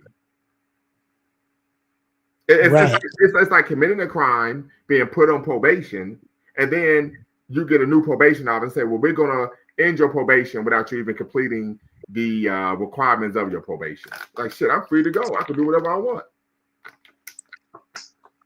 Right. Okay. So basically, so what I'm understanding is this. You can either have the police carrying out racism overtly and just without accountability, or what they can perhaps do is continue their racial onslaught against the African American community, but they'll just do it more covertly, and they can do it in a way as to circumvent whatever institutions of accountability are in place. That's my deepest issue and problem. I think I don't want to say this, man. I don't want to say this, but some of these changes are somewhat cosmetic. You know, for example, you know, a person like Mark. What do you mean by cosmetic? Cosmetic, as in, you know, a lot of people in the African American community will compare, say, the 1950s to the present time, and they'll say the only thing that has ever changed is the date on the calendar and a few legislative rules, laws, and regulations and some mechanisms. However, the situation and the condition still remain the same. So, whether people like Kamala are in place to put in institutions and to maintain them, or whether someone like Trump takes them away, it seems the condition just more or less doesn't change significantly. I would disagree. And as someone who has been ensnared by the carceral state, where I was charged with crimes that I was, of course, innocent of, and the prosecution knew I was innocent, if it wasn't for my attorney being able to know the law and say on record they're acting in intrepid violation of the law, they're acting in intrepid violation of the Brady Rule, right? I would have been sitting in jail. So I would disagree from my own anecdotal experience that having these laws in place do matter. Now, here's the issue, and I've stated this ad nauseum on my platform and even in the community. What is the good of having laws, having rights, if you don't know what they are? Right? But these things matter. One of the major reasons why our people find themselves being ensnared by the carceral state is because they don't actually know their rights, and they're being tricked and bamboozled by state actors into incriminating themselves, pleading guilty, so on and so forth. But I would disagree, because I'm someone who's actually been in contact with the carceral state, and I know how it works. You have to know your rights, and if you don't know your rights, you're going to be screwed. But the fact that you even have rights is different than what it was before. When before you didn't even go to a trial, you didn't have an attorney representing your interests. They simply grabbed the rope, and it was mob violence and mob justice. So, did you vote for Kamala? In this election, I actually did, and the reason why is because I actually reviewed Trump's campaign. I reviewed his talking points. I reviewed, of course, Project 2025. I reviewed who he was aligning himself with. And I said, there's no way that this man is going to act in a manner that is even on a surface level in my best interest, right? For example, when he came out with the Platinum Plan, he stated that they were going to do $500 billion in governmental contracts every year with Black businesses, right? And I said, that's impossible. Why? Because the government only does $560 billion a year in government contracts. So there's no way he's going to be able to do $500 billion when the entire budget every year is $560 billion, right? So I was someone who actually did my homework, and I knew that this was someone his policies were antithetical, extremely antithetical to my mere existence as a human being in this society. Right, and so as a result of this, if, say, Trump wasn't in charge, and if it had been someone like, I don't know, Bush, or if it had been someone like Mike Pence going up against, or say, let's just say Liz Cheney going up against Kamala, would you have voted under those conditions? Well, I vote based on policy. So the example was like Reagan's policy. I'm sorry? If it was like Reagan's policy or Bush's policy. Well, no, I mean, Reagan's policy was for the wealthy and for the rich as well. We know Reagan was also a virulent anti-black racist. He was a white supremacist as well. But a great example I'll provide is someone who was Republican that, of course, I would put my support behind was the former mayor of Cleveland, former governor of Ohio, and former state senator George Voinovich. The black community voted for him in droves, even though he was a Republican, because his policies were beneficial to the black community. Right. So your contention is that when black African Americans say we should just sit this one out, you think they completely made a mistake? I think in this case, I think time would tell if our brothers and sisters made a mistake or not, based on the Trump administration's policies. Okay, because there are some policies that he may not be able to implement. So one example being in his previous tenure as president from 2016 to 2020, was he able to deport? Was he able to build that wall that he said he was going to build? And was he able to deport as many immigrants as he wanted, or did he not succeed in this? He deported as many immigrants as he wanted. However, what we do know is that the most immigrants deported under any presidential administration in the history of America was both Obama administrations, and this is per the New York Times. Oh gosh! So what about that wall? He didn't build a wall, did he? Well, no. I mean, he stated that he was going to have Mexico pay for it, but he wasn't able to force Mexico to pay for the wall. Of course not. So basically, I mean, so a lot of his rhetoric maybe is perhaps hot air, and maybe he won't be able to implement many of the airbrain schemes that he has. But here's the thing: my concern was not immigration, and to be honest with you, many neoliberalist economists argue that immigration actually is a good thing because it actually provides a buffer against inflation, and of course, the immigrants are willing to do jobs that most American-born citizens are not. Right? We talk about grunt work. Right? We talk about manual labor. The second issue is Trump has been employing illegal immigrants in his various businesses for over 3 decades. But when I'm talking about policy, I'm looking at policy in terms of how does it benefit African people, not only at home here in America, but also throughout the world. Yeah, and I think also even his billionaire friends, they benefit from that illegal immigration, because most of those illegal immigrants, they are ready to take any job, and even low paying jobs, that to the point that owners of those companies make more money on those than what people think.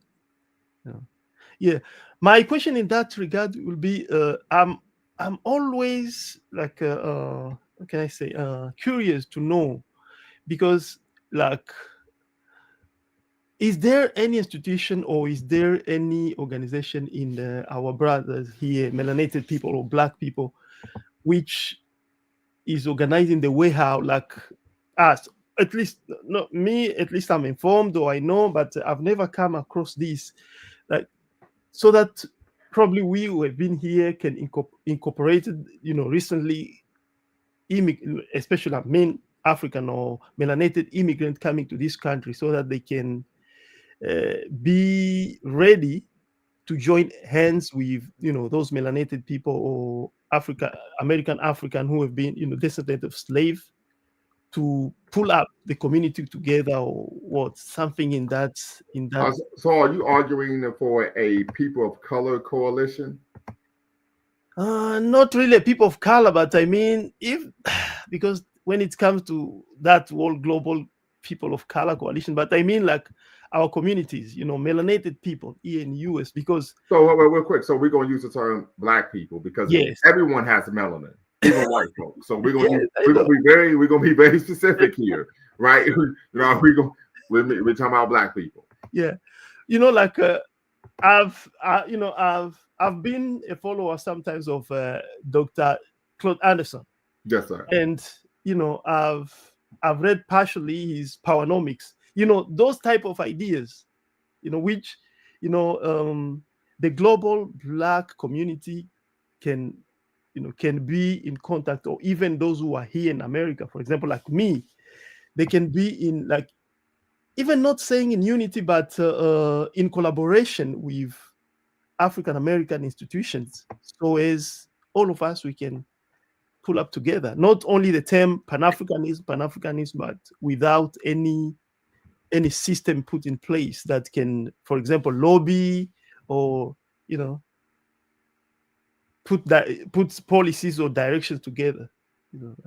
Absolutely. Something like that.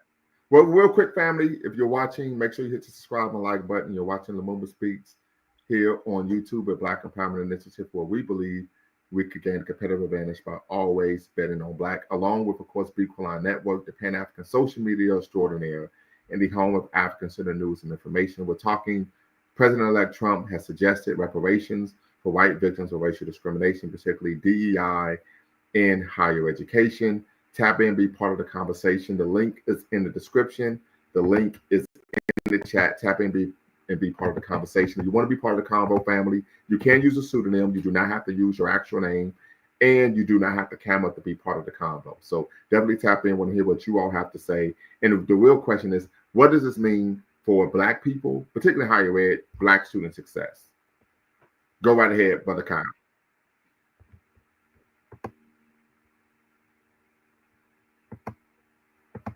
Go right ahead.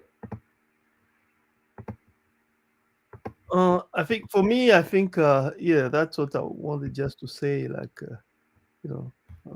because even when it comes to reparation, I don't know, like Black people reparation here, been always like curious, how is there any institution, like Black institution, which is like lobbying for this or pushing for this, because but there are a number of Black lobbying groups.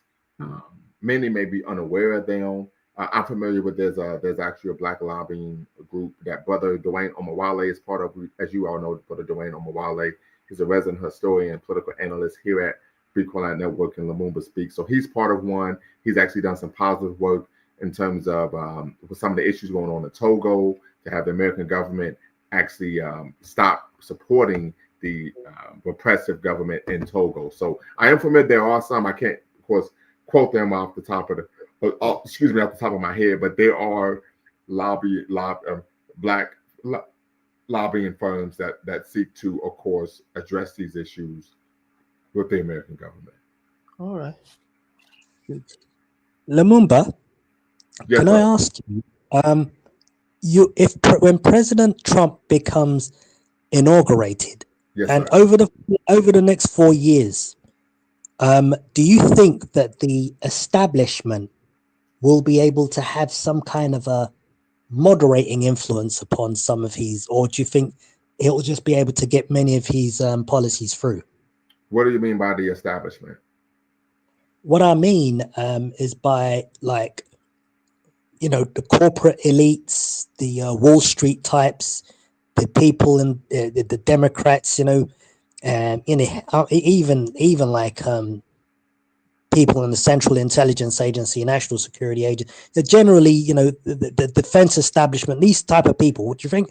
They'll say, look, these policies are not in the best geopolitical strategic interests of the United States. They're not in the best fundamental domestic interest of the United States. And, some of these issues are going to rock the boat, the economic status quo. So do you believe that perhaps they could have some kind of a influence, or do you think he can override a lot of that? Well, would you? I think that's a great question. So one, I would argue that Trump is an elitist, right? He's a member of the oligarchs and the plutocrats.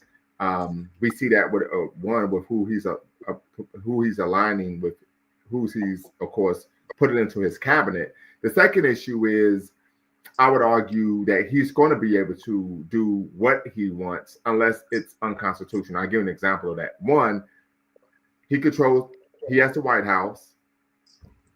Republicans control the Senate and the House of Representatives. So whatever bills, whatever initiatives he wants to pass, they're going to put it through. The second issue is, unless he seeks to do something or engage in actions that are considered unconstitutional, right? We do know that there's checks on, of course, presidential power. You have the three branches of government: executive, legislative, and of course, judicial. And I bring that up because when Trump sought to create the travel ban, and part of that travel ban was based on denying people who were Muslim or were from Muslim majority countries, the Supreme Court, the U.S. Supreme Court said, no, this is unconstitutional based on the First Amendment and I think the Eighth Amendment, right? Now, the issue is that since Trump has appointed a number of conservative Supreme Court justices, they may not push back, right? We also know that the Supreme Court came out and stated that the president has immunity, right? So whatever he does in office, even if it is illegal, he can't be prosecuted. So I believe that he will be able to move forward with any agenda he has and will not be blocked by any of the other branches of power.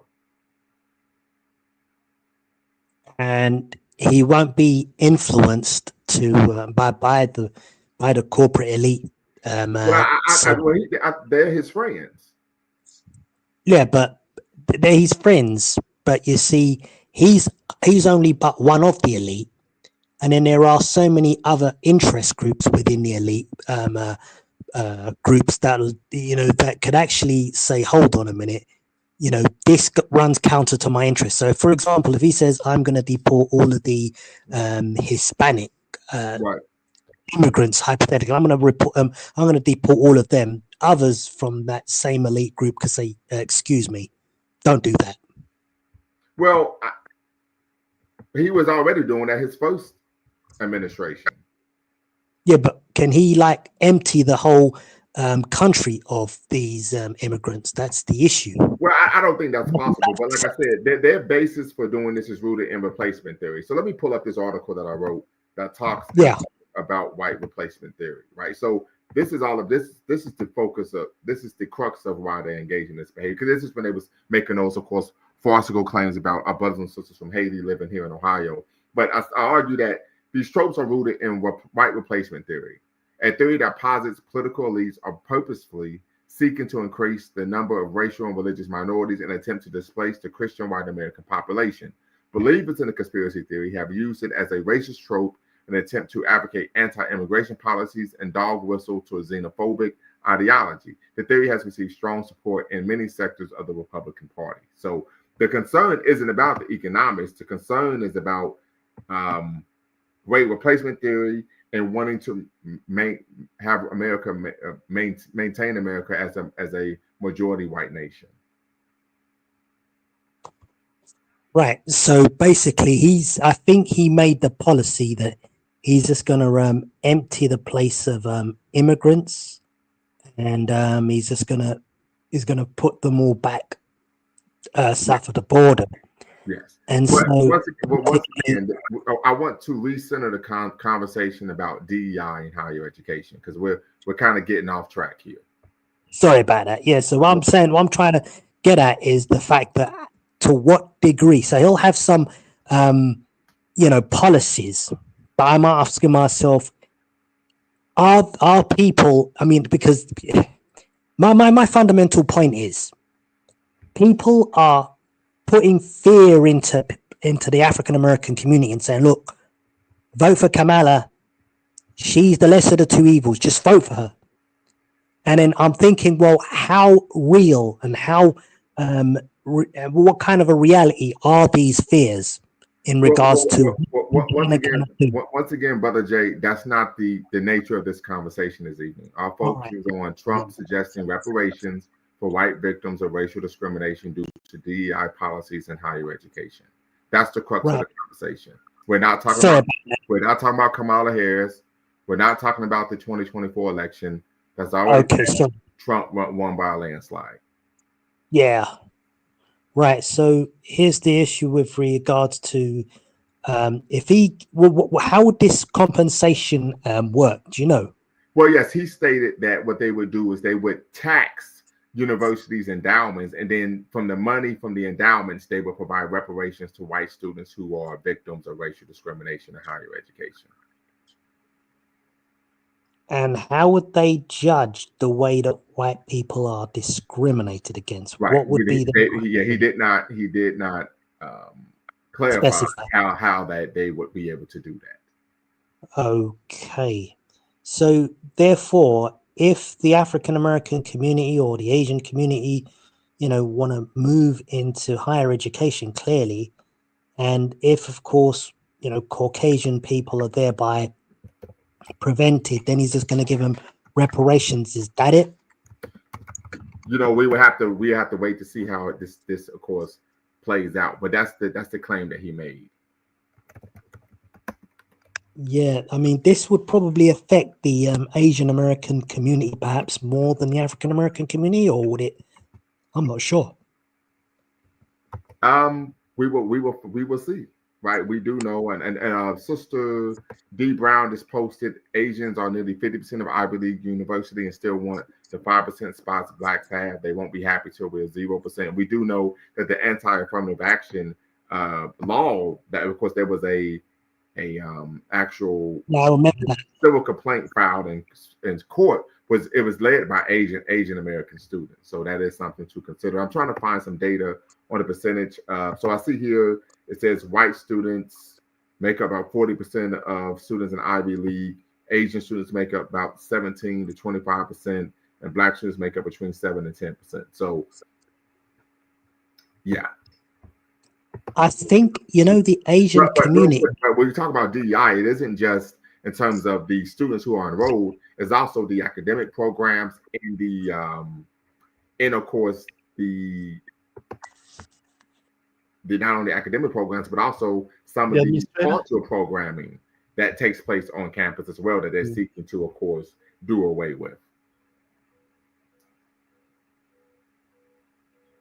Brother LMA, what's the word? Hey, what's up, Doc? Can you hear me okay? I hear you just fine. Yeah, so, when I saw that video come online, man, I just had my heart just dropped. I was like, oh, my God. Like, it's kind of, it sucked because, even though he didn't, explicitly say, I'm coming after black people, you kind of knew who this was, geared towards. But the one thing I'm interested in knowing is, because we know how we had Ed Blum, last couple of years pushing the whole get rid of affirmative action in at the behest of Asian students. So I'm wondering if Asian students will, because like I said, Ed Blum was obviously using the Asians as an attack on black people, right? So my thing is, now that the Asians, did all this work and now their numbers have dropped at these institutions, you got Trump in office. You know what I'm saying? He don't give a damn about them. So my question is, because even though we kind of know that he's talking about giving restitution for white folks. I mean, he didn't say white folks, but we know he's giving.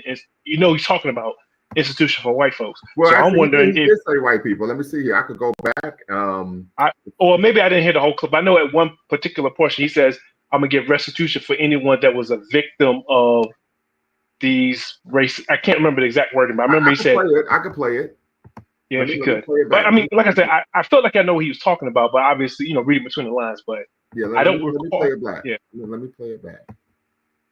Furthermore, I will direct the Department of Justice to pursue federal civil rights cases against schools that continue to engage in racial discrimination and schools that persist in explicit unlawful discrimination under the guise of equity will not only have their endowments taxed, but through budget reconciliation, I will advance a measure to have them fined up to the entire amount of their endowment.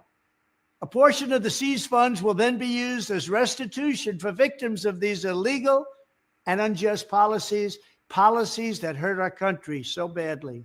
Colleges have gotten hundreds of billions of dollars from hardworking taxpayers, and now we are going to get this anti-American insanity out of our institutions once and for all. We are going to have real education in America. Thank you. Yeah, so he doesn't actually say the word white, but we know that's what he's talking about. Right, because he says that the victims of this are white people. Yeah, that's what I'm saying. If you know the context and you can read between the lines, you know who he's talking about. So my thing is are the agents going to be able to Are they going to get kicked to the side because now, Trump is in the office? So does Ed Blum really need, the Asians anymore? So I would like to see how. Well, obviously, I want this to turn out great for everyone. I want everyone to win. Well, not everyone, but anyway, I want most people to win. Well, I'm being politically correct, right? But anyway, so I'm interested in that because, like I said, I feel there's a lot of people, particularly who voted for Trump, don't realize that their head's on a chopping block too. You know what I'm saying? Because there's a lot of, if that's the case, there's a lot of grants for Hispanic students, Asians, Arabs, Indians. You know what I'm saying? So, we're gonna have to see. And one, I found it well, and that's the thing that sucks because he has pretty much all three branches. Because I'm fairly certain there's some type of law that says you can't weaponize a tax code like that. Because what are you gonna do? Like, cause he said he's gonna tax, and we're gonna do tax Penn State, but then not tax the University of Pennsylvania. Like, what do you know what I'm saying? Like, how you gonna tax one? You know what I'm saying? And not not have a blanket. Like, so I would love to say that like he can't do that, but obviously. He has a bunch of sycophants and no one's going to say no to him. So absolutely, and so that's the issue that they may allow him because, like I said, he stacked the Supreme Court.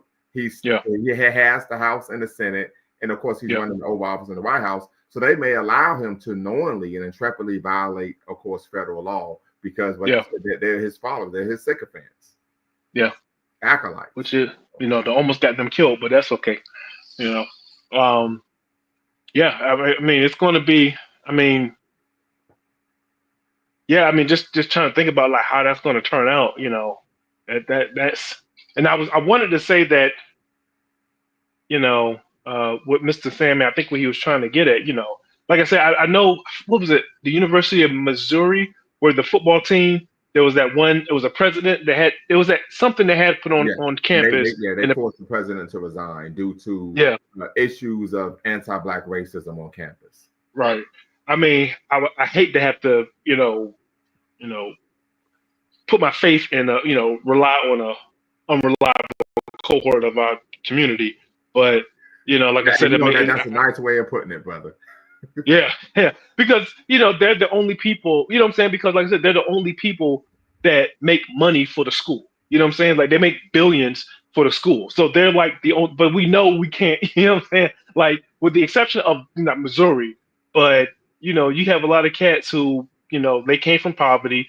They got NIL deals. Like this is the most money that their entire bloodline has seen in going back to antebellum South. Like this is the most money that they've ever seen, and I don't think that they're going to have the wherewithal to say, this school is messed up. We're going to hit them.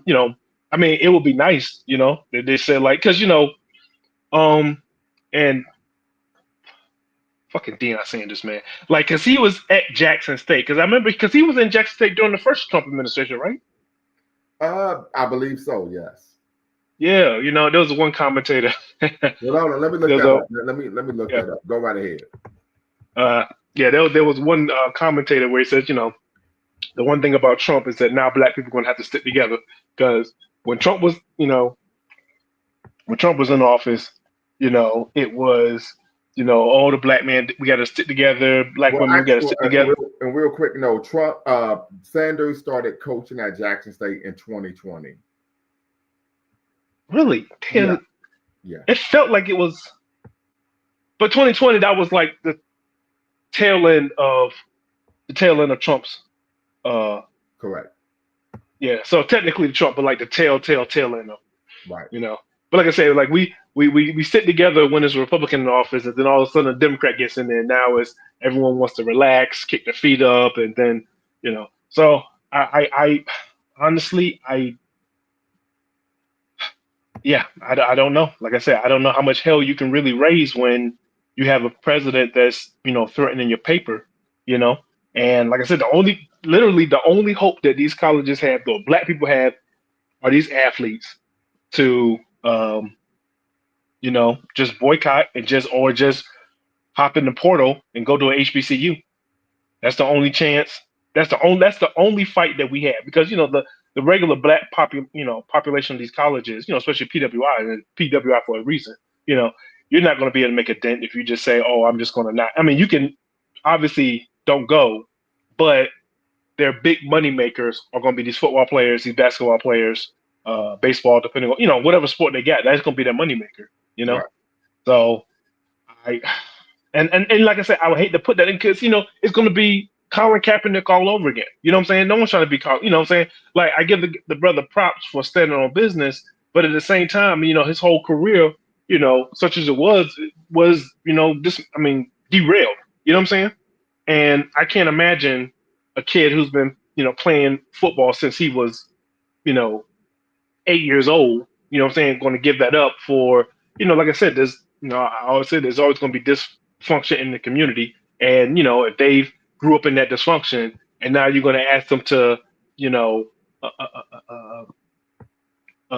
give up their career for someone, a community they may have hostilities towards, but that's like literally, I can't think of anything that we can do, obviously to start our own institutions, but I mean, we didn't get the, Dr. Umar's been trying to start that school for the last 10 years. Like it's difficult. Well, actually, he's been trying to start that school for about the last almost 18 years. It's not going to come to fruition. I don't believe it. That's what I'm saying. That's a conversation for another day. Yeah, but I was saying, like, it's difficult to start. You know what I'm saying? Like, I don't know how we're going to be able to fight against it because, again, they can just, without like any type of oversight, they can just, deny all the black people and just deny them and just say they weren't good enough. They just say that, oh, some other white kid got a higher score than you, and that was it. You know what I'm saying? We can always make, critiques of leftists in colleges or whatever, but at the same time, it's just like, you can't throw out the baby with the bathwater. You know what I'm saying? And so I like I said, that was very disheartening for me to hear that because I'm far removed from college, but hell, even if I wanted to go back to college, you know what I'm saying? Like, would I even be able to, and I feel like there's enough. Like I said, I don't know where they go. Like I said, if the governor's not going to stand up to them, you got, because I saw that map. I did see that the governor of California has already stated that he's going to create policies to provide a buffer and protection from state universities having to shutter their DEI programs and initiatives based on the claims that Donald Trump made. So yeah, some governors are going to stand up against what Trump is. Yeah, but we all can't squeeze in those. How many states did Kamala win? I know. Hold on. What would you say? 5? I mean, yeah. How many states did she win? Yeah, we all gonna be squeezing those.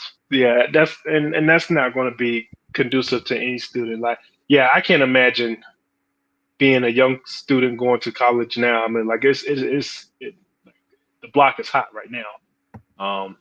Like I can't, because it was even bad. Like I said, because it was bad for black students prior. You know what I'm saying? I never did any type of social. I wasn't, my degree wasn't in any of the social sciences, so I was never in these classes where my humanity was up for litigation. You know what I'm saying? Right. Like I wasn't I've heard stories about, students saying that, proposing the idea that blacks need to pay taxes, there needs to be an extra tax on black people for, like, if they buy a house in a white neighborhood and then the property value drops due to them being there, that they should pay an extra tax, and that tax should go towards their white neighbors or whatever. And and people will say that with a straight face and really think that they're cooking. You know what I'm saying? Right.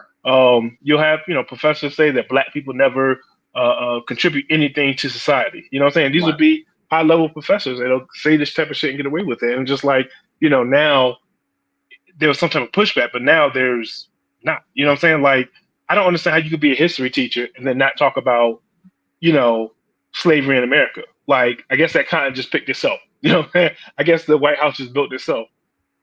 Like, I don't understand, like, what is he? What you're highlighting is the omission or erasure of Black history in America, right? And I talk about that with my students, that this is a real issue. And I for example, I played them a clip of and I'm dating myself, family, so work with me here, of the TV show cartoon Where in the World is Carmen Sandiego? I grew up watching this show. And I remember that show. Episodes, they talked about the American Revolution and the Midnight Ride of Paul Revere. Right? And they talked about the Boston Massacre. But guess what they didn't mention? Christmas addicts. Person. Right. So I say this is an example of the erasure of Black history. Yeah. It didn't even happen. We're not even going to discuss it. So what happens is students would then make the presumption that if I'm not learning this, not only is it not important, but it never even took place in the first place. Yeah. And then, like I said, that once you start to, and like I said, for me, I told you back in the day, I was part of that conservative train, and when I look back on myself, I realized that it was, I felt like the kind of person that I am now with the views that I've had, or at least the feeling, what I'm saying, it was always there.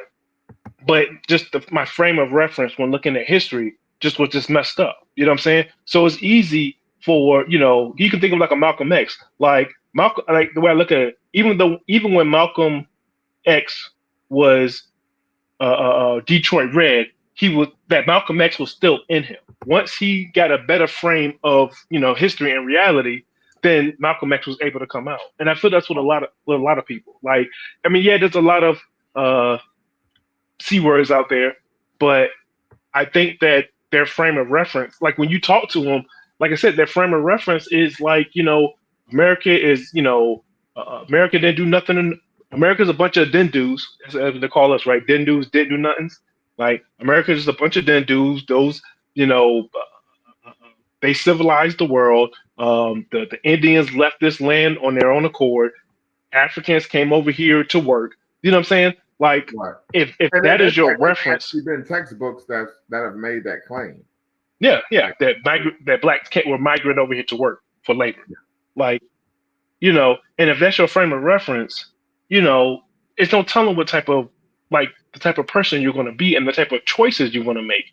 What's going to get you fired up? What's going to get you angry? What's going to get you, you know what I'm saying? Like, if you didn't know that, if your whole frame of reference was that America is this God-ordained nation and that white people are just the most superior people and they've never done anything wrong, and then, your black ass comes up and then tells them like, oh, no, that's not quite right.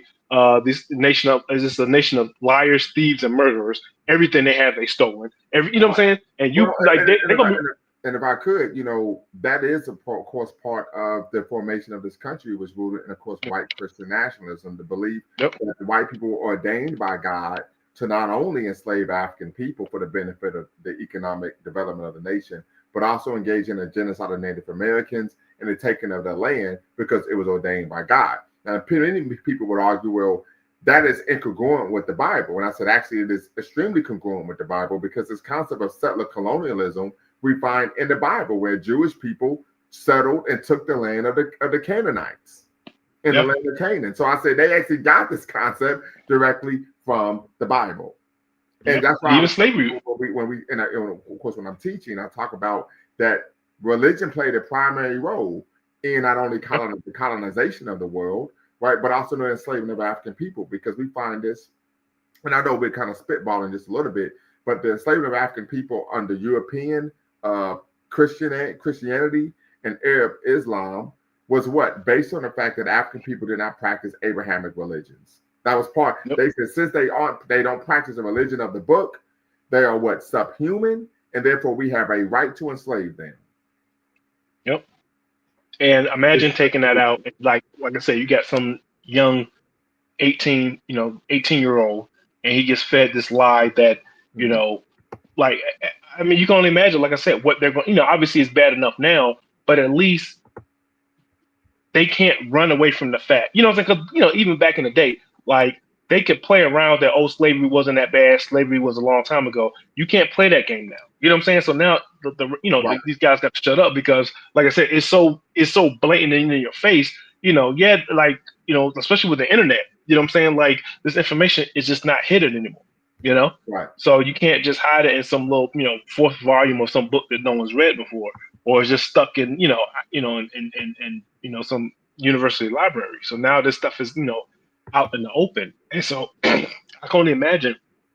Like I said, you got a guy who, and like I said, you get a guy who becomes a judge or becomes a lawyer, becomes a police officer, and he doesn't understand that, how this country came into being. You just think, like I said, like black people seem like the worst people in the world if you start at 1995. At 1985, if you start there, like black people may seem like the worst people in the world. You know what I'm saying?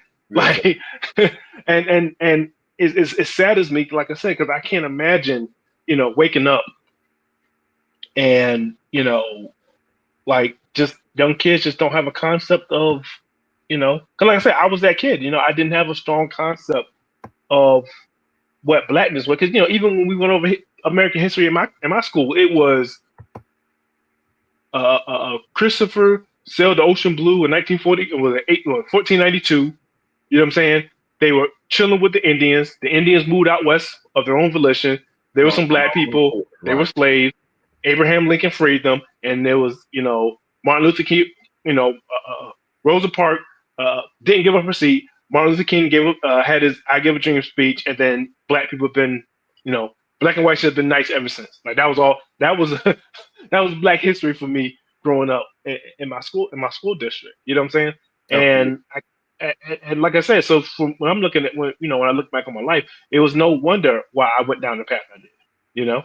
If that was my understanding of we talk about, Dr. Amos Wilson talks about the falsification of African consciousness, and I would make the argument that this is something that I think the Trump administration, even those who are anti-woke, are seeking to do. They're seeking to, of course, create a master narrative regarding American history, and particularly American race relations. And so I think it's going to take those of us who are knowledgeable and educated to really be able to counteract this and even make some. And you don't have to make a particular educational institution. I've done a lot of work in informal spaces with Saturday schools, what we like to call a Jumamosi Shule, which of course means it's Kiswahili for Saturday school, where we provide, of course, African instruction. The children was able to eat breakfast and lunch. We focus on reading, writing, and arithmetic, and we taught the students how to play chess. So some of the things we could simply do at a grassroots level as well.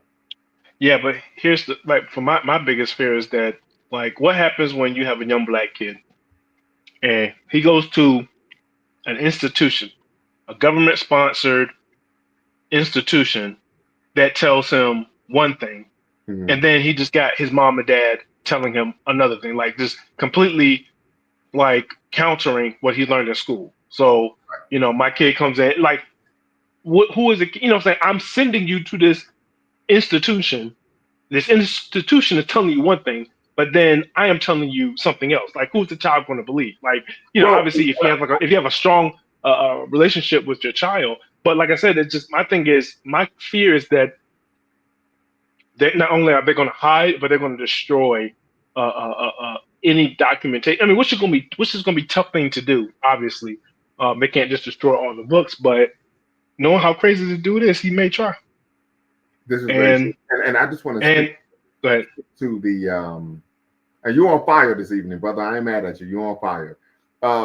Speak to the issue you addressed about who does a child believe. So my son had a situation similar to what you just described when he was in second grade, and the teacher stated that Abraham Lincoln freed the slaves, and my son, his hand shot up, and he said, "No.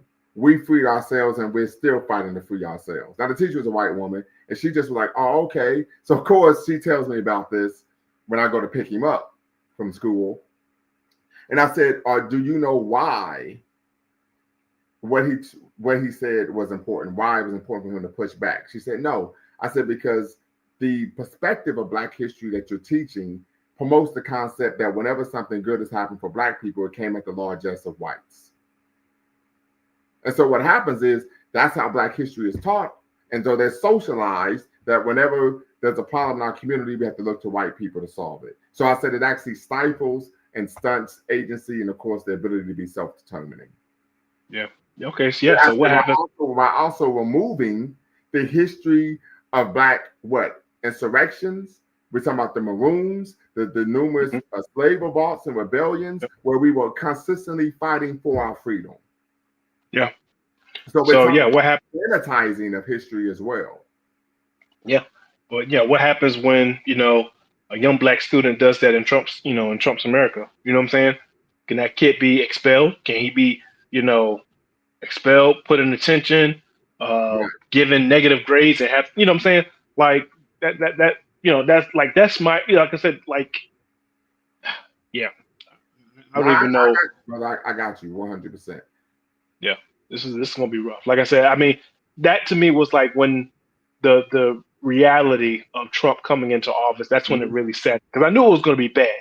But like, what I'm saying, I was just like, that was like my first sinking moment. I was just like, oh, what I'm saying? Because like I said, because even before, he didn't have both houses. Actually, no, I think he didn't. No. Yeah, I can't remember. I can't remember exactly how the House and the Senate played out. But like I said, there was some guardrails, on them. Like I said, I don't know. Like, man, come on, football players. I just need all the cats.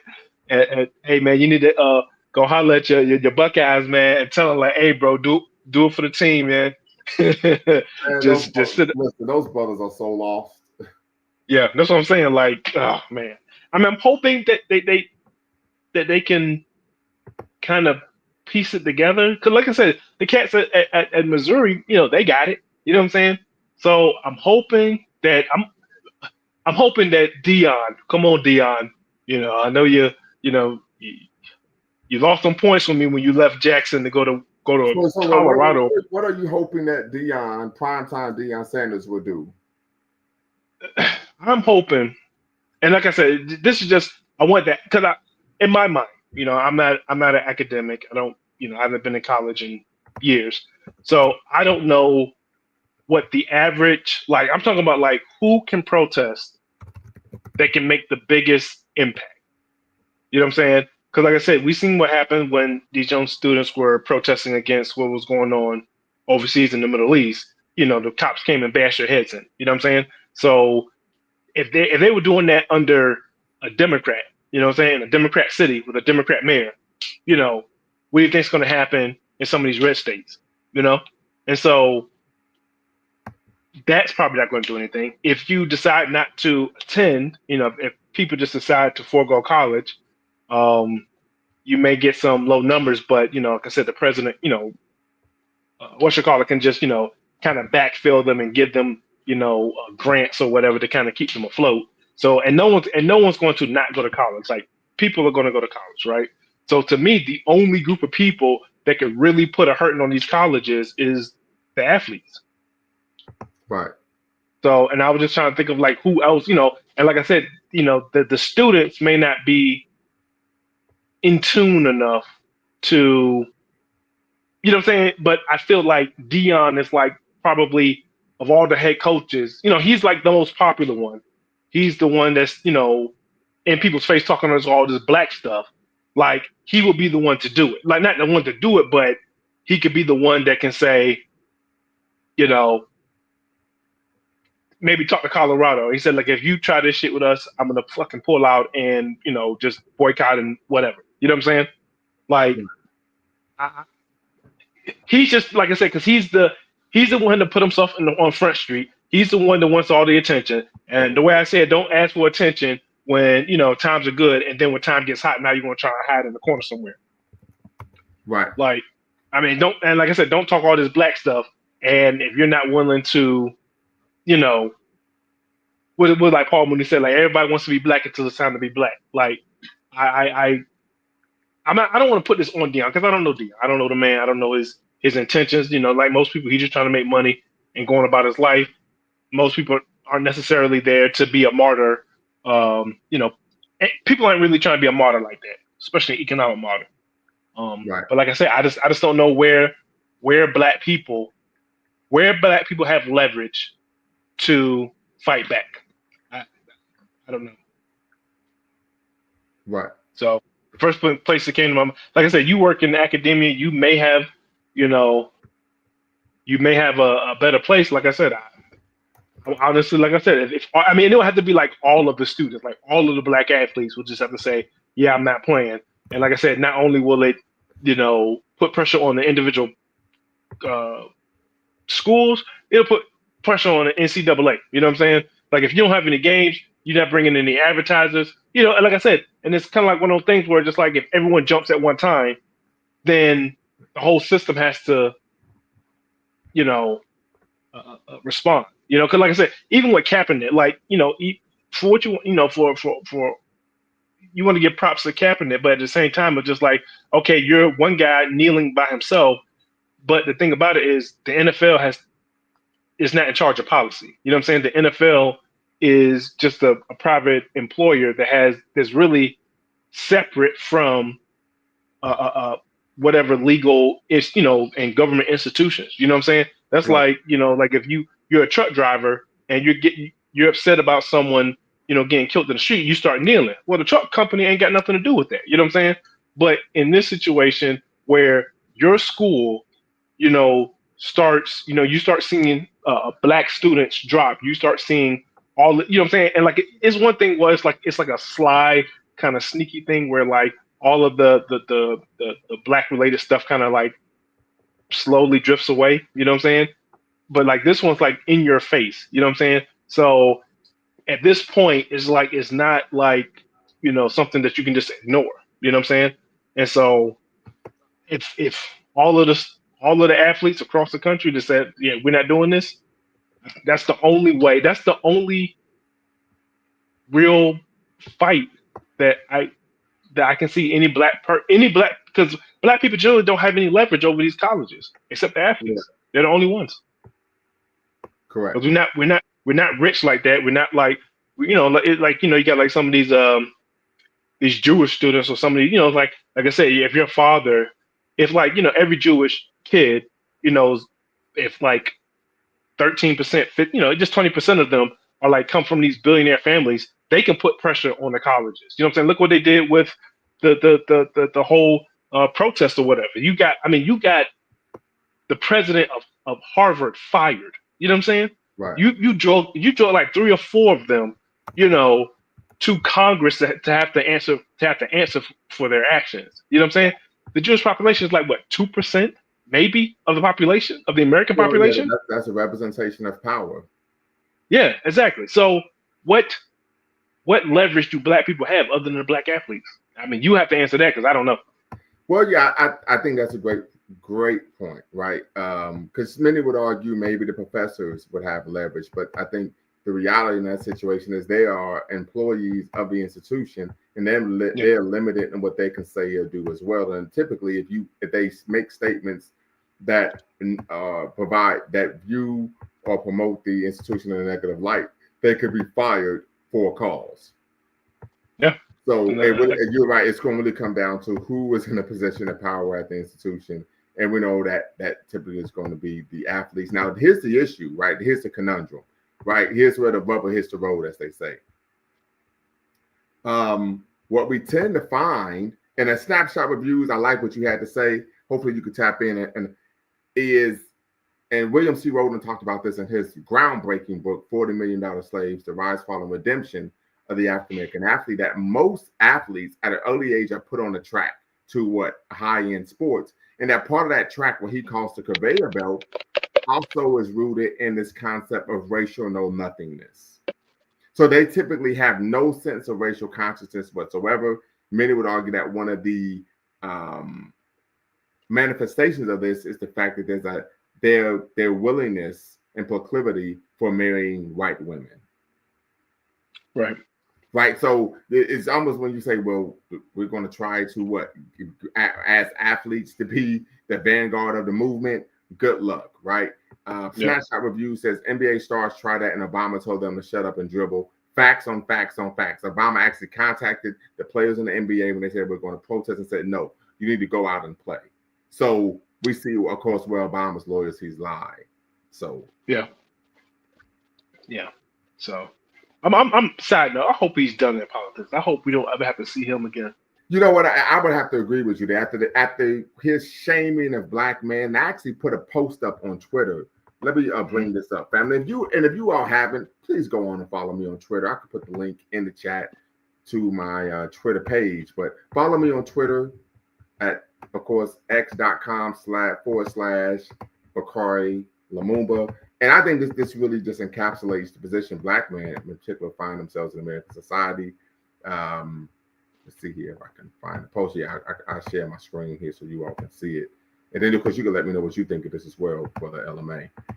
So I state the open contempt and hostility toward Black men following the election of Donald Trump is representative of the subordinate male hypothesis and the intersectional oppression Black men face. The right hates our Blackness and the left hates our masculinity. I can see that. Yeah. So, I go ahead.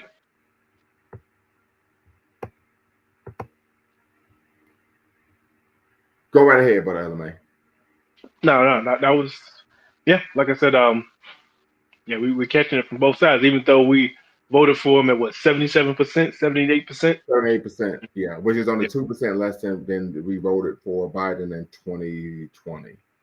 Yeah, well, like I said, I did vote third party, so I voted third party. I understand 100%. What's that? I said I understand 100%. Yeah, that, and then I just did Democrat down ballot, so I because I kind of felt that he was going to get in there. And like I said, I was hoping that like people would just vote down ballot, at least get some Democrats in there, so that you can. Because like I remember, I was making a joke. I was like, part of me wanted to, vote for Trump and then vote Democrat down ballot, because I'm like, if he's going to be here, I'd rather him just be in office, but then just be surrounded by Democrats, so that he can't do anything. You know what I'm saying? Like, if he has a Democrat Senate and a Democrat House, and then him as a president, then then we're good at that point. You know what I'm saying? Like I would rather have that situation. But yeah, so I forgot my train of thought. Yeah, I totally forgot my train of thought. It's quite all right. So family, we're gonna get ready to close out. Definitely appreciate everyone who tapped into, of course, the LumumbaSpeaks.com Black Empowerment Initiative, where we believe we can gain a competitive advantage for always betting on Black. And make sure you hit the subscribe and like button, thumbs up, thumbs up, thumbs up, hit that notification bell. And don't be afraid to tap in and be part of the conversation. Once again, as you can see with Brother LMA, you can use a pseudonym and you do not have to come up to be part of the conversation. Fresh voices are always welcome. And of course, we want to definitely give a shout out to our brother organization, brother platform, Bequine Network, the Pan-African Social Media Extraordinaire, and the home of African-centered news and information. So we're going to wrap it up with this question, Brother LMA. Do you believe that Trump's goal of providing reparations for white victims of racial discrimination in higher education and seeking to dismantle DEI and the woke agenda in higher education will have a detrimental effect on Black student success? I think so, because I think that on these campuses, I think that the anti-Black, because there's always going to be, some frat brother who, some frat that's going to, take shots at, Black people. There's always going to be some kid is always going to like take shots at Black intelligence or whatever. I think they've just been emboldened now. So I think that whatever they were going to do at first, it's going to be just, gasoline's going to be thrown on that, and it's going to get. I feel like I said, I think it's going to get really hot for a lot of students, because I said, especially if you have like professors who have like this, had this kind of low level contempt for, low boiling contempt for Blackness, right? And now they can be emboldened. They can just kind of say and do what they want, and they know they got like a presidential apparatus that's going to back them. Like I honestly, I really do feel. Right. And I'm glad you mentioned that, because I actually talked about that in my dissertation about the proliferation of racial themed parties in higher education, where white students for parody, stereotypical aspects of Black life. I've even seen racial themed parties where they would dress up as crackheads, prostitutes, drug dealers, etc. So this is something you talk about emboldening anti-Blackness, anti-Black racism, emboldening xenophobia, emboldening white nationalism. We do know that when Trump was first elected in 2016, that white nationalists came out and they stated, I think Richard Spencer stated, we are emboldened by his presidency. Yeah. So this is something to consider. And we know with them, when they become bold, when they're willing to be audacious, and it's followed by rhetoric and then action. That action tends to be violent action against, of course, non-white people of color, non-white people. So something to consider. Snapshot Review says who would pay the reparations for whites. Trump has stated that what they would seek to do is tax the university's endowments, and then from the endowments provide funds for the white students who are allegedly victims of racial discrimination. Yeah, I can see a world. Real quick, Snapshot Review says my understanding with courses like CRT is that it's optional. If so, why would there be a need be a case of reparations? Yes. So he's arguing that these classes are anti-American, right? But yes, CRT is optional. I even have a book, the latest edition of Critical Race Theory, written in 2023, as you can see here. Of course, Critical Race Theory Introduction, 4th edition. But what we find is critical race theory is only taught in graduate school. And that depends on what graduate program you're in, something like higher education, student affairs, and law school. So most people will go through college and never even hear about critical race theory, let alone taking a case on it. So this is something that you could argue that the conservatives are using. They're once again using people's ignorance against them. I stated I was at the gym maybe 2 or 3 weeks ago, ran into a white guy and his son. And they was like, oh, yeah, they were teaching critical race theory at my high school. And I said, well, first off, I don't believe you. Because critical race theory isn't taught K through 12. Critical race theory isn't even taught in undergrad, right? And they was like, yeah, and they were saying that, you can't be successful if you're black. And I said, well, once again, I don't believe you. He said, why? I said, because that's the claim that opponents of critical race theory make, irrespective of where they are in the country. And I said, I've read critical race theory. I even co-taught a course on critical race theory at The Ohio State University when I was in my doctoral program. And I know that's not the case whatsoever.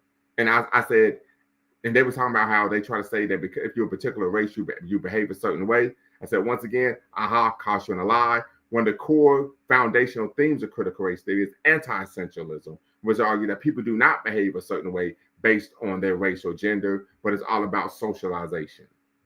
So I said, I know you're lying. And so what tends to happen is if white people, if them folks, someone makes a claim about racism, makes a claim about structural barriers to society, they'll automatically say, oh, this is critical race theory without actually knowing anything about critical race theory.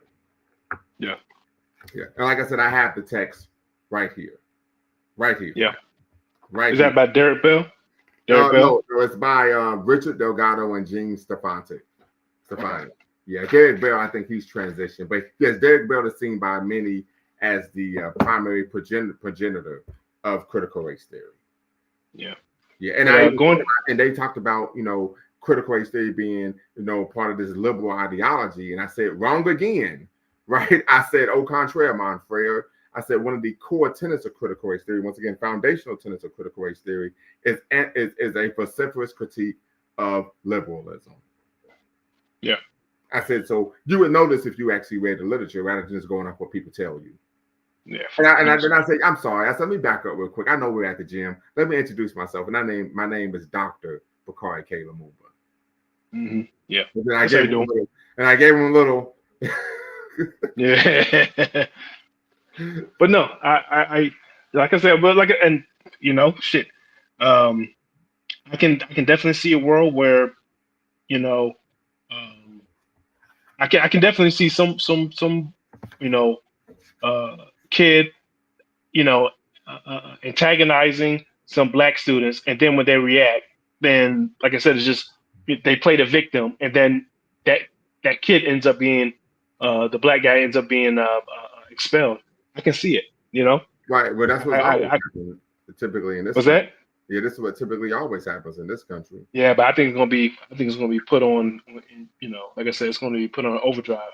And so, like I said, I think students just need to, like I said, play it smart. You know what I'm saying? Like pick your battle, choose your battles. And the battles you do choose, you better prepare like hell and make sure your T's are crossed and your I's are dotted. Because whatever mistake you make, cause like I said, it's gonna be just like everything else. Like you make one little small mistake, you're about to be hammered, and you're gonna see your classmates constantly, failing, lying, cheating, stealing, and then it's going to be rough. Like I said, the only thing I can hope for is that this hurts white students enough that, like I said, there's one commentator, you may have come across somebody, he had a saying. I don't listen to him as much now, but he had a saying: if we all can't be equally comfortable, we'll all have to be equally uncomfortable. So hopefully, there will be, like I said, my hope is that with all of his policies, that there's enough pain in the white community that forces him to have to, because, like I said, because portion, because obviously Trump is not the brains of all of this shit, but they're trying to set up Vance to take on the to be the next president. You know what I'm saying? And I'm saying myself, like, I mean, bro, like, I don't think he realized how much he's gonna fuck over his own base. And I I don't think he knows how much he's gonna fuck over his own base. So I'm hoping that, if enough pain comes onto his base, that they'll reverse it and just let it slide, or maybe they'll just kind of, talk shit and just, hopefully scare people. But yeah, I am definitely not looking forward to, like I said, because, the college is just the first battleground. You know what I'm saying? And the thing that sucks about that is that you have a lot of young, inexperienced people. You know what I'm saying? It's not like you're going at it with seasoned, professionals, seasoned academics. You know what I'm saying? Yeah. You're going against like a very, very vulnerable. They got money. Their parents got money. And easy to manipulate. Absolutely. Yeah. And like I said, you have, they may have, maybe a little bit immature or whatever. And like I said, it's going to be, especially when it's going to be politically charged like that. Like I said, it's just going to be one battlefield. You know what I'm saying? It's going to be battlefields all across the country.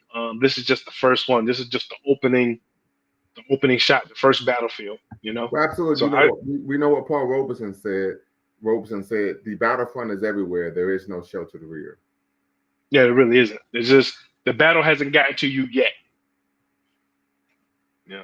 So I'm like I said, this is. I don't know. I'm just hoping that there's going to be enough chaos that, like I said, cause I think the chaos is coming. I don't think, because even, back to, I forgot the brother's name, I think it was Jay or whatever, making the argument about Kamala versus Trump or whatever. And I do feel that irrespective of either one of them, I think there is a tidal wave coming to America that was coming regardless of who made it to the presidency, that, the next president is going to have to deal with. You know what I'm saying? And like I said, I'm hoping that it'll be big enough to kind of draw his attention and, take the heat off of us for a bit. But I don't know. Is it? I'm not, because I got a lot of friends, especially when they talk about like them gutting, like, basically the public sector. I have friends who are, they work for the government. You know what I'm saying? And so, hate for, I really don't want to see them get the axe, but I think it's kind of inevitable. You know what I'm saying? When you got a guy who bought Twitter for $44 billion and now it's only worth $9 billion, and you got another guy who pretty much swindled his way into millions with his little fraudulent medicine. Who are you talking about? Vivek. Yeah, he had. I figured that's who you were talking about. I just wanted you to say his name. Yeah. So you got those two running the. I mean, this has to be a joke. He called it was the Department of Government Efficiency, Doge. Yes. You know what I'm saying? Like, I mean, and first of all, like that can't, because he's still gonna be running Twitter, right? Like, he's still gonna be running Twitter while holding a government position. Or is it just gonna be? And so here's the thing. One of the things Brother Dwayne Omawale talked about was, if Trump is he's anti-immigrant, why is he aligning himself with, of course, Elon Musk, right? And the issue is because the focus is on ideology, and whiteness. Yeah. So I mean, I like I said, I'm just hoping that there's going to be enough. Like, I'm just hoping that he's going to cause just enough chaos, and that chaos is just going to touch just the right people that's really going to make him have to stand down. And like I said, if there's a, and I feel that there's going to be a blue wave in 2026. and we have to really,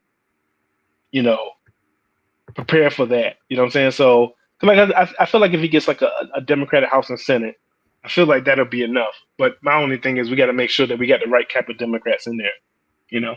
So. You mean Dixiecrats? Yeah, exactly. We don't want them. We got plenty of them. You know what I'm saying? So, Brother Jay, I need you to turn YouTube off in the background. Sorry. All right, go right ahead.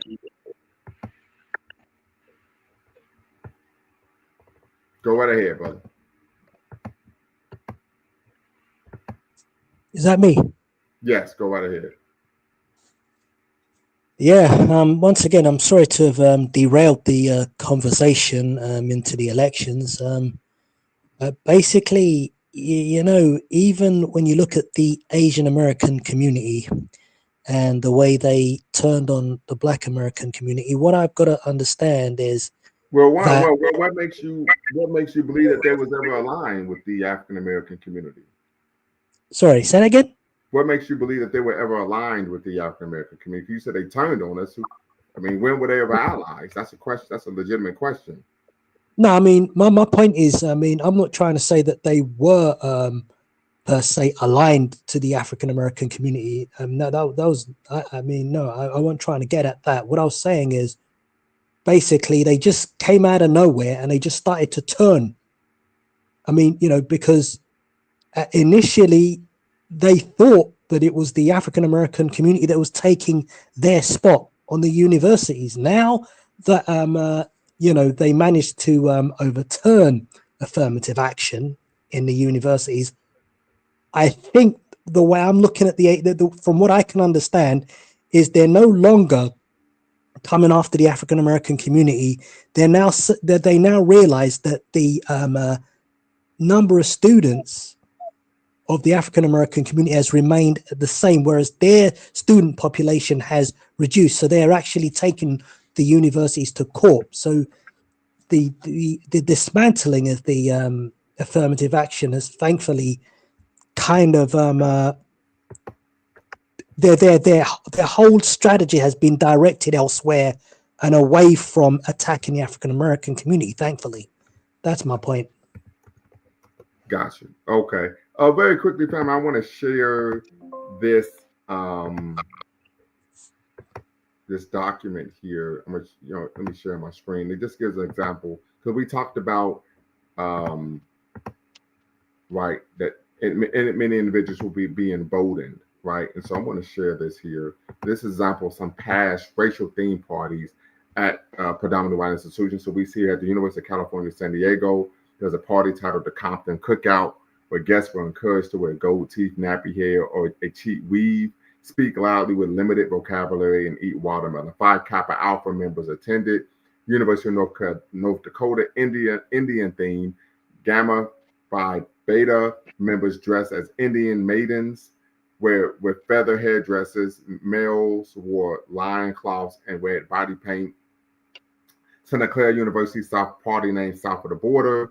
Guests dressed as janitors, gardeners, gang members, and pregnant teenagers. University of Arizona favorite Black person attendees painted their faces black, many dressed in do-rags and fur coats. University of Connecticut Bullets and Bubbly, hosted by law school students, many wore baggy jeans, puffy jackets, gold teeth, and do-rags, and held fake guns. Johns Hopkins University Halloween in the Hood, hosted by Sigma Chi, invited guests to wear bling bling on their teeth, fake skeleton hanging from a noose on display.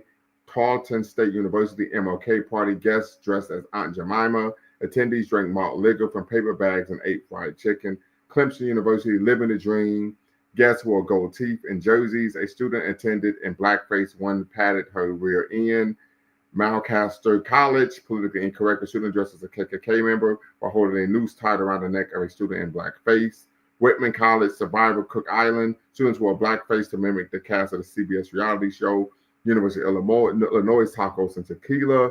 University of Texas at Austin, Ghetto Fabulous, hosted by law school students. Partygoers wore Afro wigs, necklaces with large medallions, and name tags with traditionally Black and Hispanic names. So this is just a few that we find of the racial themed parties. Actually, I cited this this article in my dissertation, when parties become racialized, deconstructing racially themed parties. As you can see here, Mark P. Johnston Guerrero was one of my former advisors when I was in higher education, when I was at the Ohio State University. And so he actually co-wrote that article. So once again, these are real issues that we find in higher education. So we talk about potentially creating a actual environment that could be potentially dangerous for students of color, particularly students of African descent in higher education. So just something, once again, to consider, family. And I see here D. Brown says CRT was never taught to anyone under 18. It's a college level class. Absolutely. D. Brown, hopefully you could tap in and be part of the conversation. Would love to get some divine African-centered feminine energy here in the room. So definitely tap in. The link is in the description, sister. The link is also in the chat. Tap in, be part of the convo. And as you know, you do not have to cam up and you can use a pseudonym, but love to hear from you before we close out. So definitely tap in. So any thoughts on, of course, those racial themed parties? Were any of you, if you're watching, put a 1 in the chat if you are familiar with racially themed parties in higher education. Put a 2 in the chat if you were unfamiliar with racially themed parties in higher education. But LMA, were you familiar with racially themed parties in higher ed? And we asked Brother Jay. Yeah. At my school, I didn't see them as much, but I knew that they existed. And where did you attend? Where did you attend? I went to school from 2013 to 2016. No, I said where, not when, but where. Old Dominion, so Virginia. Okay. Virginia. All right, I see you. Okay, dribbling down in VA. I got you. Yeah. You ain't got no hoop game though. Though. Bro, I am the how can I put this? I am the best player on the opposite team when it comes to basketball. Okay. Well, listen. Hold on. How tall are you? About 5'11". Okay, I'm gonna cook you, but I'm gonna cook you. Oh, yeah. No, I'm joking. I don't play basketball no more. Very good, sister. Oh yeah. Sister Muhammad, you know I'm just talking trash. See, you said 1. Sister Muhammad, tap in, be part of the convo. The link is in the description. Link is in the chat. You are a frequent follower. You watch our shows. Tap in, be part of the conversation. We want to, of course, have some people who are part of the convo who are actually familiar with these issues. Brother Jay, were you familiar with racially themed parties in higher ed? Well, I don't know if they happen in the UK. I was not familiar with that in the US until you just brought it up right now. It's something I've just learned right this moment. And I thought that, such parties wouldn't exist, especially in 2024 or like in the 20s but unfortunately, America just doesn't really change much. It just remains the same. The mentality, the mindset, the spirit of America is just remains constant no matter what set of rules, laws, regulations you put in. And that's really heartbreaking, honest to God. It really is shocking that this should happen in 2024, really. I mean, yeah, that's never going to stop. I would argue probably every college across the country has some form of it. Like I said, that's just the way they get down. I want to say, like I said, yeah, that's always going to be the case. It's always going to be the case. I mean, like I said, even when you think about like this country, like, the laws may have changed, but the morality has not. They just realize they can't. Say that again. Yeah, I mean, and when you see America over in the UK, you see a lot of positivity, and me, I keep on getting tripped up and thinking, oh look, America's made progress and America has gone forward, and now there's not much in the way of racism. But once again, you see these things, it just kind of brings you back down to earth again, and you begin to realize, no, nothing's changed over there. And it's the same, pretty similar in the UK. Absolutely. And so, family, I'm sharing my screen. This is an actual, you can see the article right here, when parties become racialized, deconstructing racially themed parties. Racially themed parties are all too common occurrences on college campuses using critical race theory as a lens. This article provides a contemporary overview of these events and deconstructs these incidents as examples of overt forms of racism, often animating from subtle everyday occurrences of covert racism or racial microaggressions. Implications for future empirical research and professional practice provided in hopes of better responding and prevention of racially themed parties. So just kind of very briefly, family, I know Snapshot Reviews, you tapped in. We see here we conceptualize racially themed parties as any social event where guests are invited to show up dressed representing racial stereotypes or to mock any racial or ethnic group. Despite the attention given to the Compton Cookout, the reality is that these racially themed parties are not isolated incidents. In January 2007, students at Santa Clara University held a South of the Border party, at which guests were encouraged to dress as janitors, gang members, and pregnant teenagers. On January 15, 2007, Martin Luther King Jr. Day, a Black themed party was held at the University of Arizona, at which students painted their faces Black and dressed up as their favorite Black person. These parties have been aimed at many racial and ethnic groups and hosted by students from various backgrounds. Table 1 suggests that racially themed parties have been disproportionately sponsored by mainstream Greek letter organizations and directed toward communities. Let's see here. Communities of color. These parties represent a wide range of things, such as party in the projects, once upon a time in Mexico, cowboys and Indians, etc. Whatever the original intentions by party planners, these events can be categorized as campus hate or bias-motivated incidents due to their offensive nature. Hate or bias-motivated incidents, which do not often rise to the level of a crime, may not be violate any formal university conduct code, range from name calling to full-scale events, racially themed parties that target marginalized groups. Large-scale or highly publicized hate or bias-motivated incidents can ignite heightened emotional responses from people on opposing sides and increase the potential for anger directed at particular populations on campus. So this is just some things to consider. Of course, they're using critical race theory as a lens. We know the second tenet, first central tenet is the centrality and intersectionality of race and racism, so on and so forth. But I want to get to something here in this article that they really, they talk about all these parties actual racist, but implications for research and practice. Let's see, it was something I really wanted to conclusion.